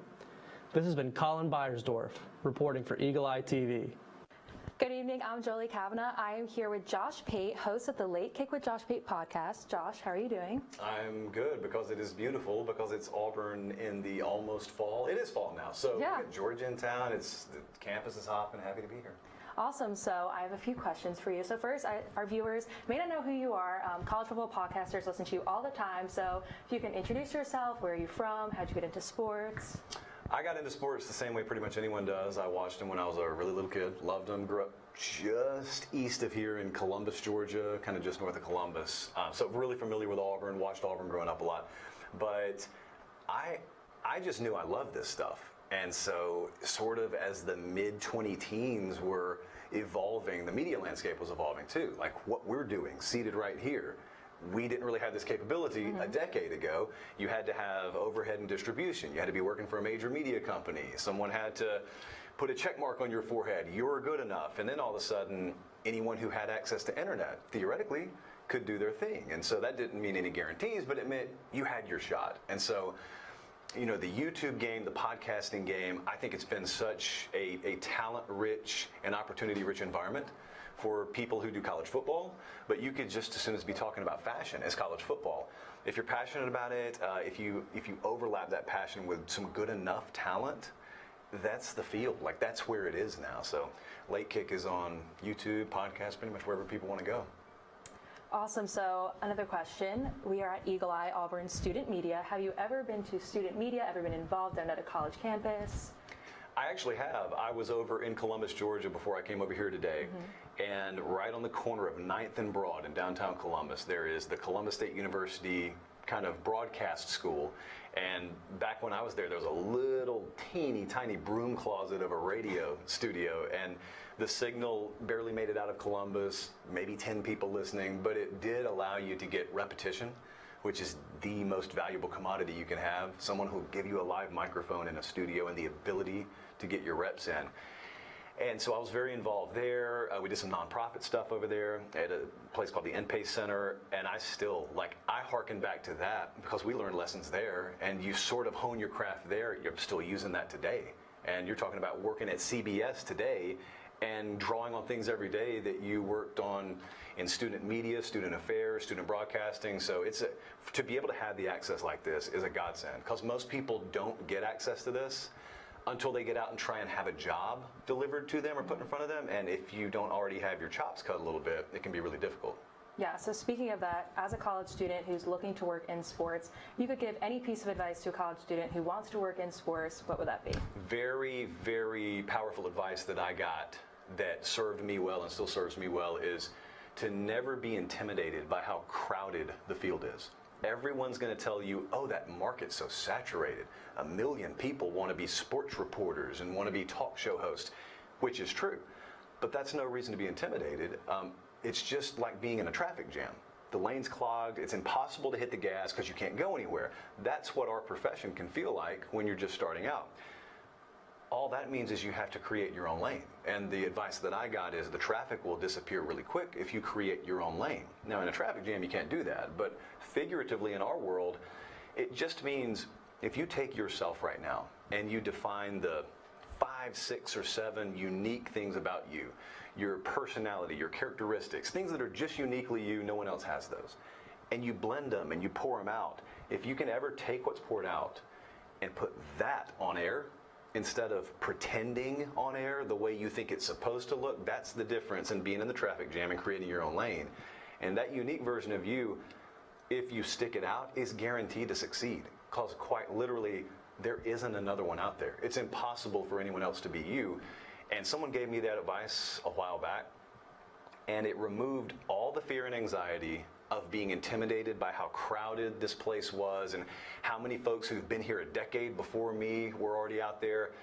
You just kind of put blinders on like a horse race, and you just run your race with the talents and abilities that you have, and you stick it out and things fall into place. Wow, I love that. I hope our viewers take that in, because I definitely am going to take that.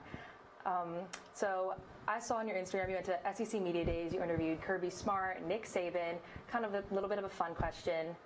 Any behind-the-scenes scoops, like any funny moments from Lane Kiffin? I know he's a character, Brian Kelly. I'll tell you, a lot of those guys give you the best stuff off air. The trade-off is you better not talk about it. But I think a lot of them, you know, what's fun is once you develop a rapport with coaches, they're no different than anyone else. When they trust you, they will share things on a more personal and intimate level with you. Now, like I said, the trade-off is they trust your discretion not to share that. But in a general sense, Brian Kelly, for example, LSU's secondary has been exposed a couple times this year. I don't think that shocked him, because he was very forthright with me about saying, that's probably a red flag for us. That wouldn't traffic well on air at SEC Media Days, but it was the truth. I think Kirby Smart, the same way. He's coming in here. Georgia's coming in here this weekend. I think Kirby Smart and Georgia's coaching staff look at their product as very incomplete. I think they look at their team as off the mark of the last 2 years' teams, but they're undefeated, and so you can't tell anyone anything like that. Mm-hmm. And I think that's the struggle they've had internally. I think it's the struggle they still have internally.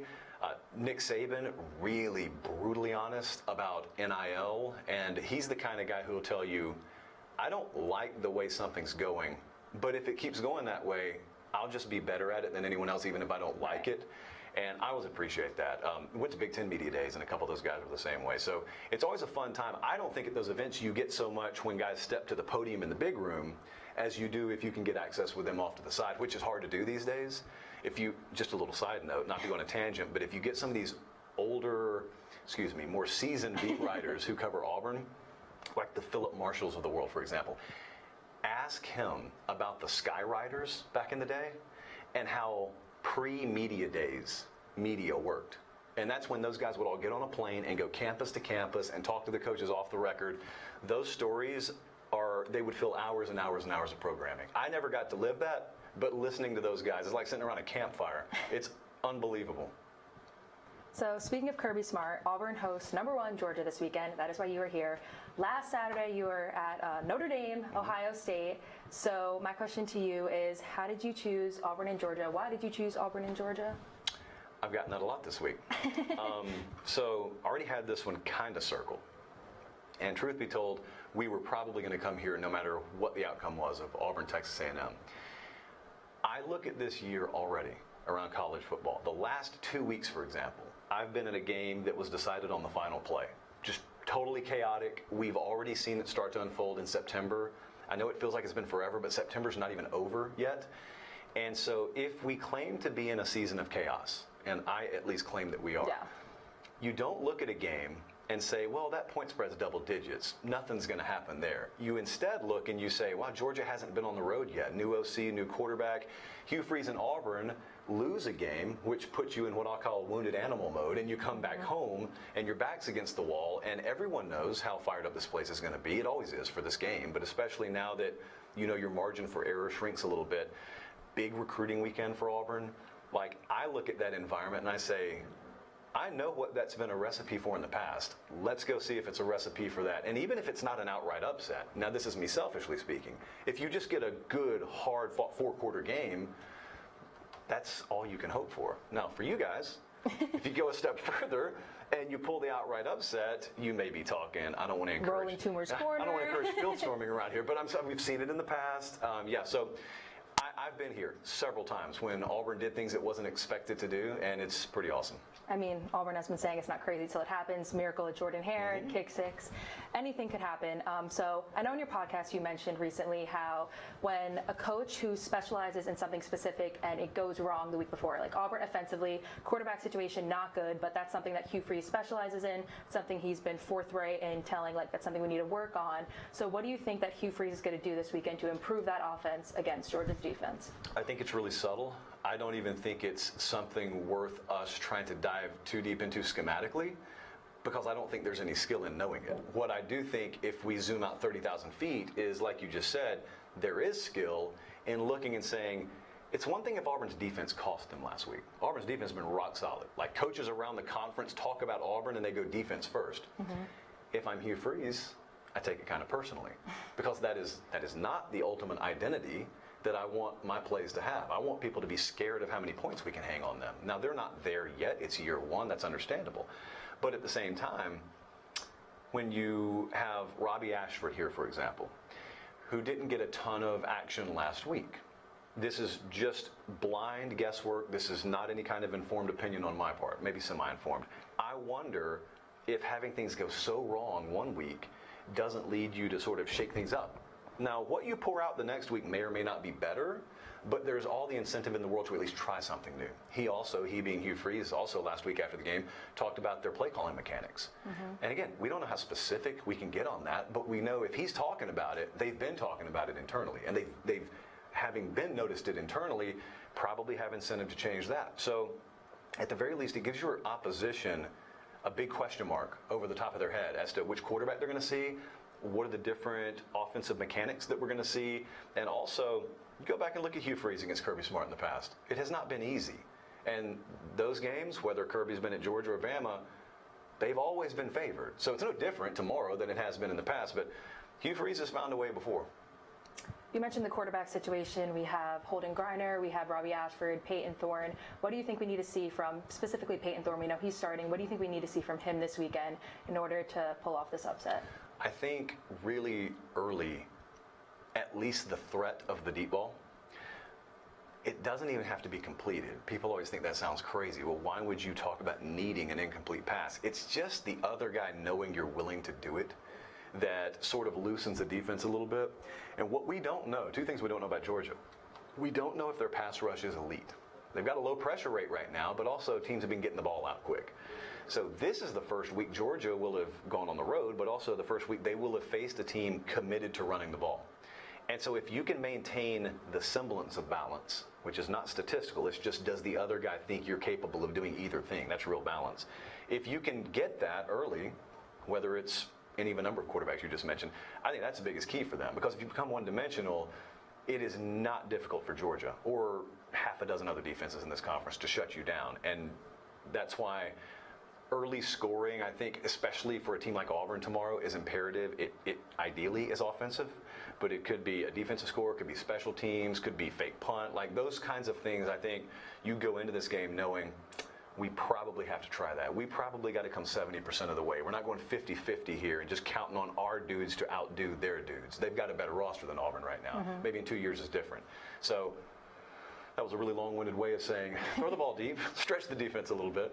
Yeah, I agree. I know last week against Texas A&M we saw Peyton Thorne. He had Jay Fair open on a wide play. Missed him, Brendan Frazier, but I think if his decision-making can improve, Auburn's offensive line can protect him, we kind of have a chance. Moving on to the defense, a lot of people think Auburn's defense is great. Our secondary is what's going to keep us in games. So how do you think Auburn's secondary, we have Donovan Kaufman, DJ James, Nehemiah Pritchett, how do you think they are going to line up against Georgia receivers like tight end, arguably the best tight end in college football, Brock Bowers, Rara Thomas, Dominic Lovett? How do you think Auburn's secondary is going to be able to protect? I think pretty good, because I think they can man up when they need to. And that means if I need to dedicate extra attention to Brock Bowers, I can do it. I kind of go back to what I said about 10 minutes ago. You talk to coaches around the conference, and when they talk about Auburn, they talk about the effort that's played with. Now, people take that for granted, and you shouldn't, because it's not a guarantee that players collectively play with high effort. Auburn does.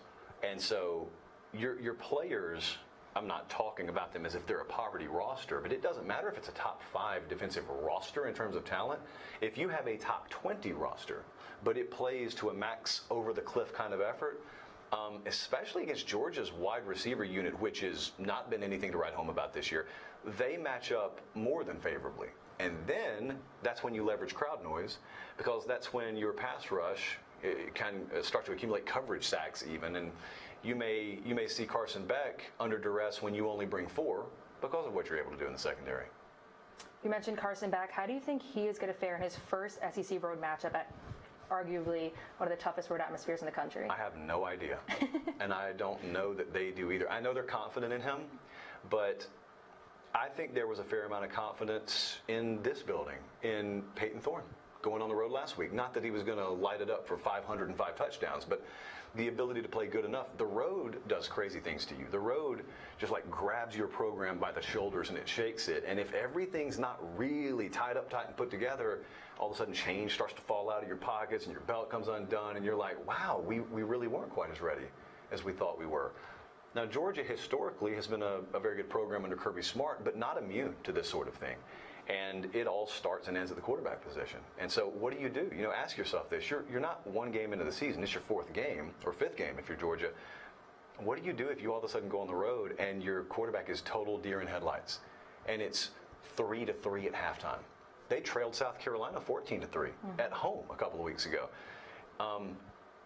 Coaches are kept up at night with nightmares about that sort of thing, because you really don't know until you see your guy. It's a human being. It's a college human being. Until you see them go on the road and process an atmosphere, an environment like this, you just say, okay, let's contingency this. Let's plan a what if, hoping you'll never have to use it. Auburn has had a lot of surprise players each week step up. We see Eugene Asante, touchdown, a couple different sacks. Who has surprised you most on Auburn's roster this year? You said the name. Asante was the one I was going to go with, because it's the classic preview magazine syndrome, as I call it. It's not a name that you saw plastered across any magazines, but yet you know, especially if you put together a team like Hugh Freeze did, it's so different than the way a team would have been put together even 5 years ago that you know inevitably there are going to be names with a new staff in town, period. There are going to be new names that emerge. They could be homegrown, they could be portal, and that's the fun of the first month, because even the most diehard of Auburn fans are going to end up seeing names like his start to emerge and bubble towards the surface that they weren't talking about at their family reunion in July. They weren't talking about that when they started to watch fall camp get started in August. That's not unique to Auburn, but it's specific to Auburn right now because of the different roster dynamic here. So you spoke of the transfer portal. Something that I've been seeing is, have Auburn's transfer portal men, have they stepped up and have they done what they need to be done? Gunnar Britton on the offensive line. We have Shane Hooks. He's been seen as a target a couple of times. He's missed a few balls. Have you think that Auburn's transfer portal additions, have they stepped up to what we thought they were going to be? Peyton Thorne? I'd say it's case by case. I'd say collectively what I think about those guys is there's still another gear they can hit. And if I were an Auburn fan, I'd be selfishly hoping for the same thing. But it's so different. Like if I'm working at a construction site and the truck brings 3 pallets of bricks to the site in the morning, that's what it takes to build a house. But that's not a house. And just like bringing football players onto campus is what it takes to make a roster is not a team. You have to have the stuff that goes in between, the mortar that goes between the bricks, and it's an intangible. Like I can't put that on a table right now. I can't define that or quantify that for you. But if you've ever been part of team sports, if you've ever been in a locker room, you know when it all of a sudden starts to gel a little bit, and collectively you start playing above the level you thought you were capable of because, you know, united front and whatnot. I don't know that they've reached that level here yet, but it doesn't mean they won't. I think there have been flashes, but I think you talk to me again in November, or you just go yourself and you watch this team in November. If they've got the right stuff internally, if they stay bought in, they stay focused, you may find yourself saying, wow, if I could take this team back to College Station and we could play that game over again with this unit looking like this now, could be an entirely different outcome. Now, obviously, you don't get to do that, but it could bode very well for the future. So I would say individually, there are guys I could circle, but that portal class collectively, I still think has a ways to go before it maximizes its potential. So before we get into final predictions going into this weekend, I want to ask you, where do you see Auburn under Hugh Freeze in the next 3 years? We have a top 15 recruiting class in 2024. We flipped wide receiver Perry Thomas from Alabama, DeMarcus Riddick from Georgia. Where do you see the Auburn program going in 3 years? Are we back to Cam Newton, Nick Marshall level? Where do you think Hugh Freeze can take Auburn? I think they'll be an SEC championship contender, maybe as soon as next year.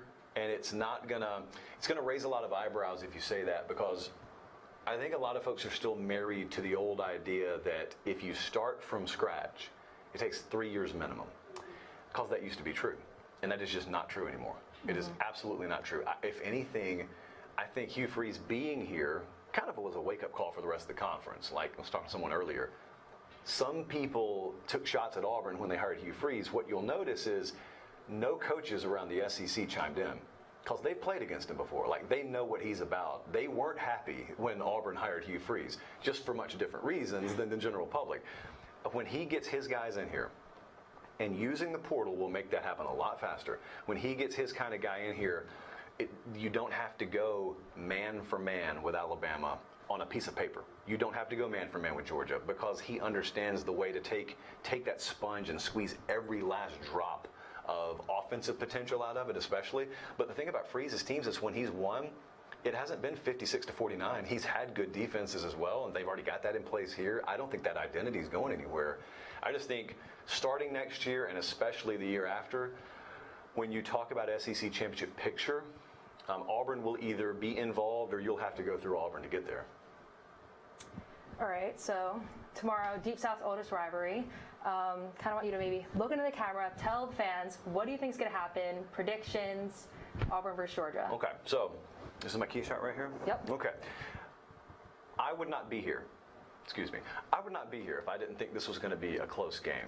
And while the rest of America, and especially the SEC, looks at Auburn last week, falling to Texas A&M and maybe writing them off. I look at it and say, that is college football script for expect a big bounce back the next week. And also, anyone out there who's watching this probably understands the flavor of this rivalry. And when it's played in this building especially, there's nothing that can be taken for granted. No one in Athens, Georgia, in other words, has looked over this game. They've kind of circled this game and known, even if we are the better team, man, we're in a dogfight. We're in for a dogfight down there. Pun kind of intended. So where I landed on this one is, I leaned Georgia to win the game, but anything above and beyond, when you get in the world of like point spreads and whatnot, I would not be laying double digits here. Like I really feel like it's a 4-quarter game. And I feel, look, if this is a 27-20 game and I'm Kirby Smart in Georgia, I'd be happy to get out of here with that. But if it doesn't go that way, if you actually do have the upset to happen, that is probably the boulder that kind of gets knocked down the hill in college football this year, because I think everyone's watched the other upsets happen, but they've sort of reverted back to thinking as long as Georgia's there, as long as Michigan's there, that'll be the national championship. And all the rest of this stuff beneath it is whatever. But if one or both of those teams trip up at any point, then it's really game on. Thank you so much for joining us. I've enjoyed interviewing you. Thank you so much. Thank you for having me. Good evening, everyone, and welcome to Eagle Eye TV's special coverage of the 2024 SGA Callouts. I'm Zach Card, your host, alongside Selena Alleman, who will be outside this evening. Selena, tell us a little bit about what we have coming up.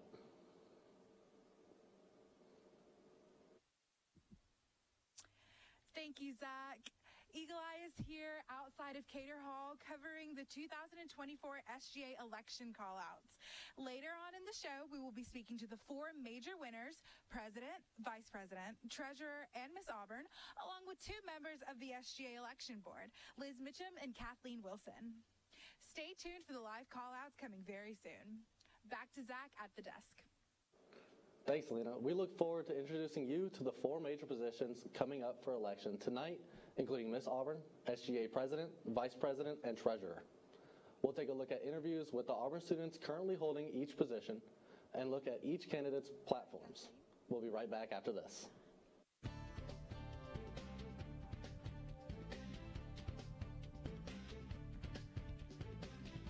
SGA election week started strong with campaign kickoff on Tuesday afternoon. All 10 candidates for SGA and Miss Auburn took to the back steps of Cater Lawn to share their platforms in person with the student body. Each candidate had their group of supporters cheering them on all throughout kickoff. Then on Wednesday through Friday, SGA and Miss Auburn candidates covered the concourse, speaking in person and meeting with the Auburn students. All candidates had lively teams with them to give them all the support they could need. Thanks for watching Eagle Eye TV's continuing coverage of the 2024 SGA callouts. We'll be right back.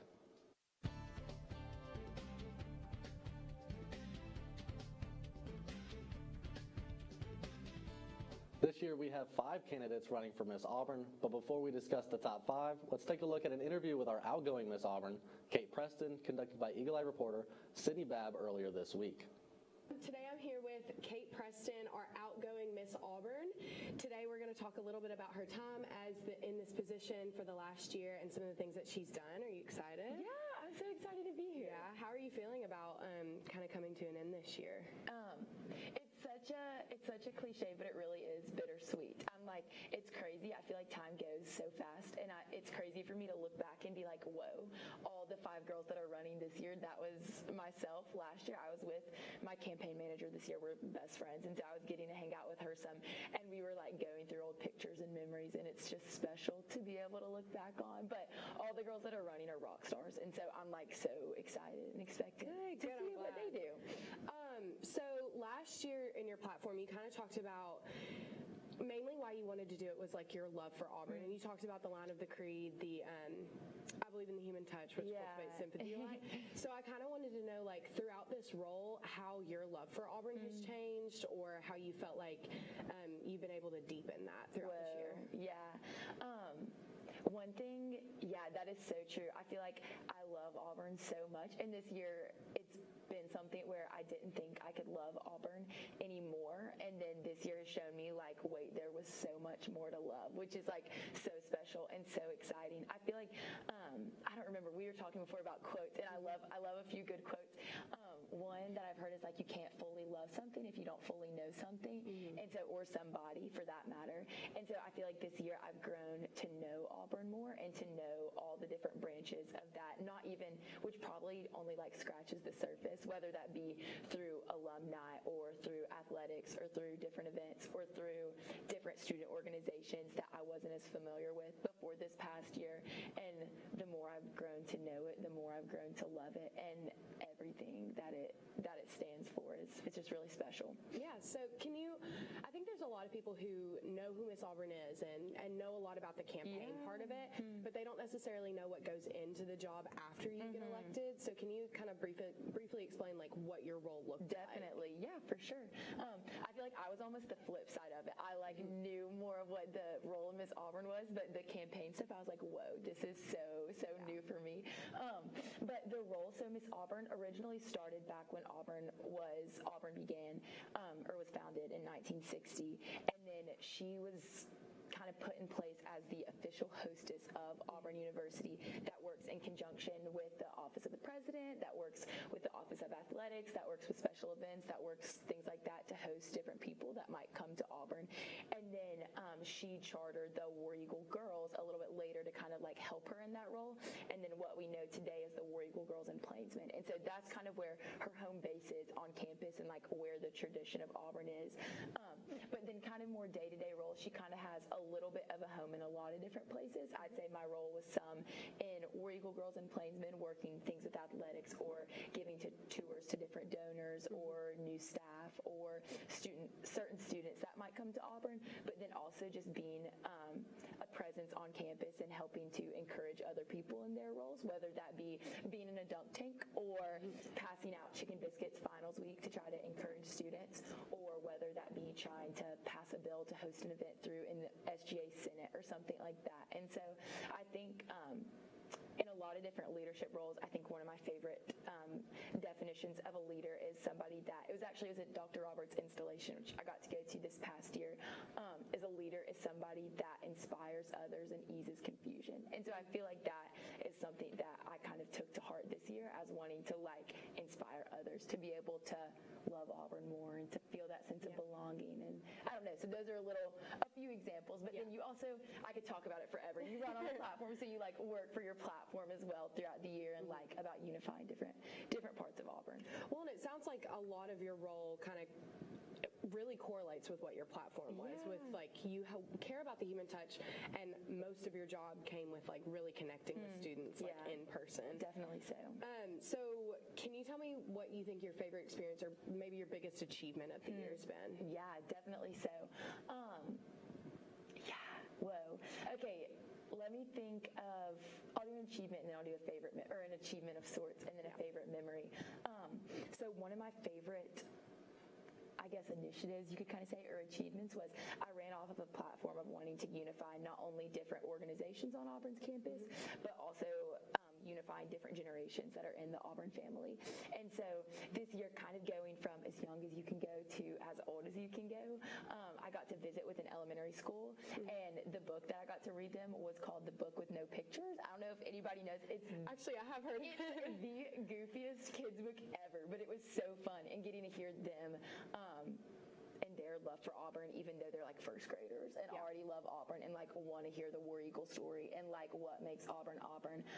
And so getting to be a part of that. But then also last week we gave a tour to Auburn High student ambassadors, which was special to kind of see the next generation of Auburn students that in a different way are part of the Auburn family too. And like it's encouraging to see younger people. But then kind of finally with like the older generation of Auburn people, started an initiative within the War Eagle Girls in Plainsman to go and visit retirement homes.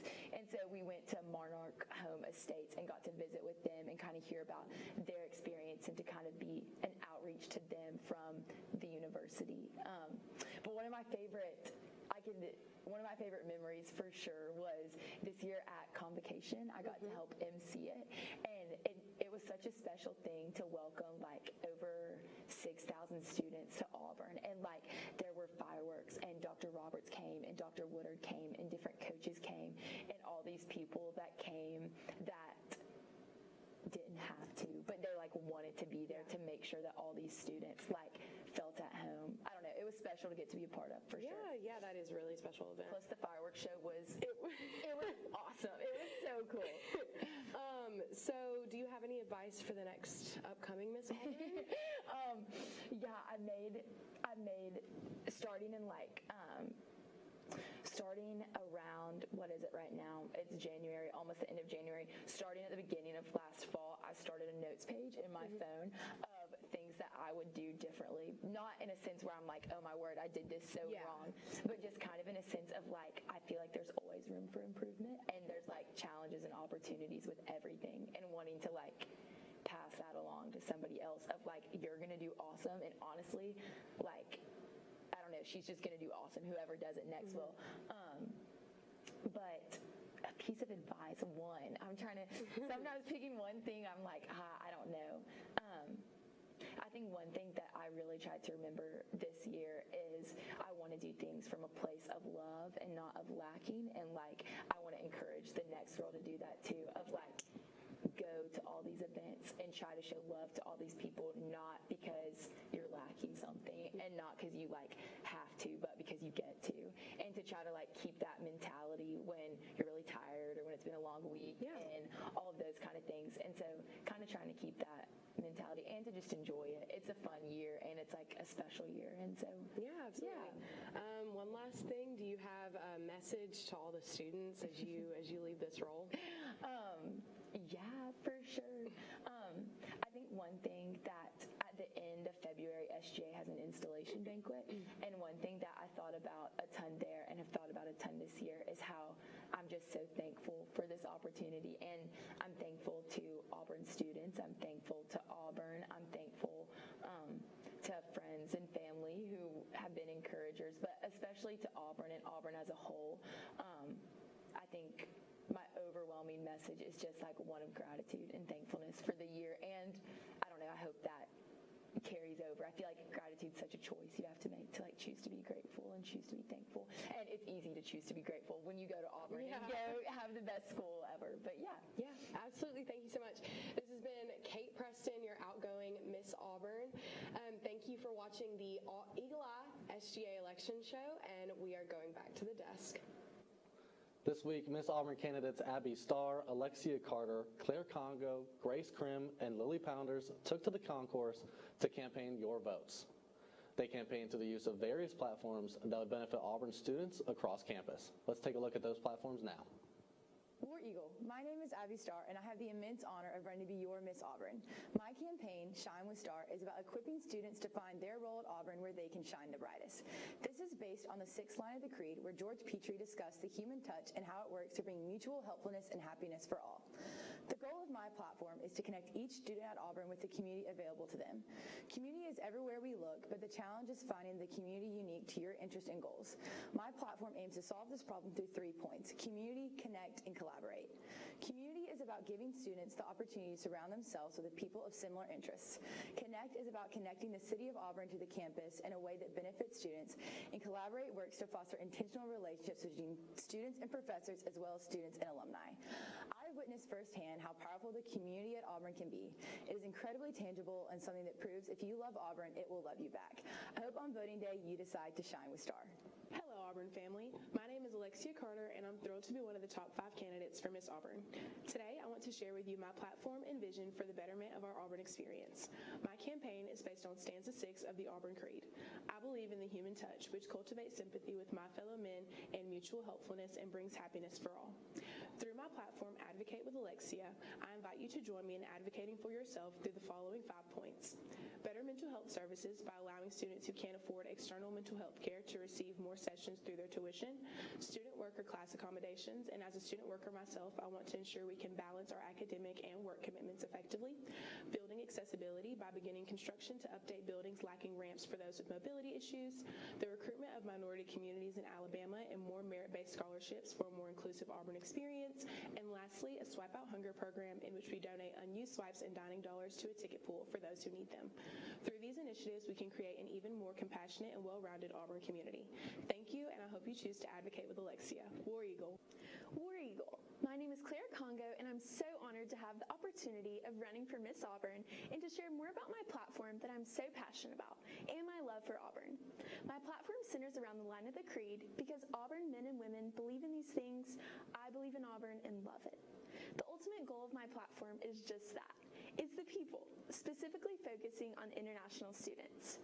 My goal is to enhance the community international students find here at Auburn by encouraging all members of the Auburn family to get out of their bubble and take a step outside of their comfort zone to build community with each other and form relationships that will last a lifetime. By encouraging equal access to resources and building a community that cares, we can find unity within the Auburn family and support the success of every single student. If given the opportunity to be Miss Auburn, I'm eager to serve and work towards these goals, and I'm expectant of what the future holds. Hey everyone, my name is Grace Cribb, and I'm so thankful for the opportunity to run for Miss Auburn. Looking back at my time here at Auburn, I'm reminded of the incredible people and experience it has brought me. I'm so excited to run on a platform centered around finding your place here at Auburn. There's so many connections and relationships that have helped make Auburn feel like home to me, and my goal is to make that possible for everyone. I'll be focusing on helping students find their place within the student body by creating a space for more mentorship opportunities within their majors, organizations, or personal interest. I hope to help them benefit from their place among our faculty and staff by creating a space of open communication and increased transparency within the needs of the students and the ways that the university can help meet those. And finally, I hope to show prospective students that no matter where they're from or what they're looking to pursue, their place can be found here at Auburn too. I'm looking forward to the weeks to come, and I hope that throughout this whole process, we can all just feel more connected and at home here at Auburn.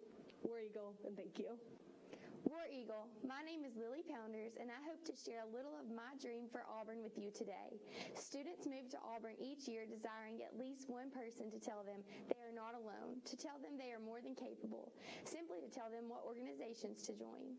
Luckily, there are older individuals who have walked through this exact place where incoming freshmen and sophomores will soon be.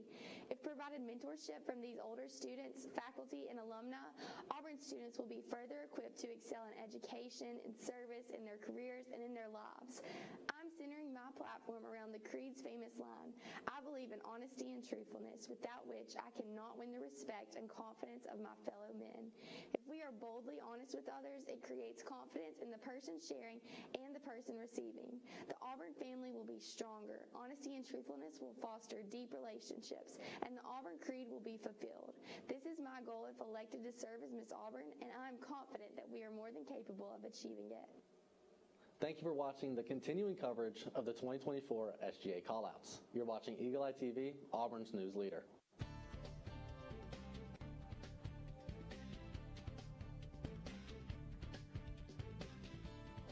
Auburn has one candidate vying for your support this year as he endeavors to be your next SGA president.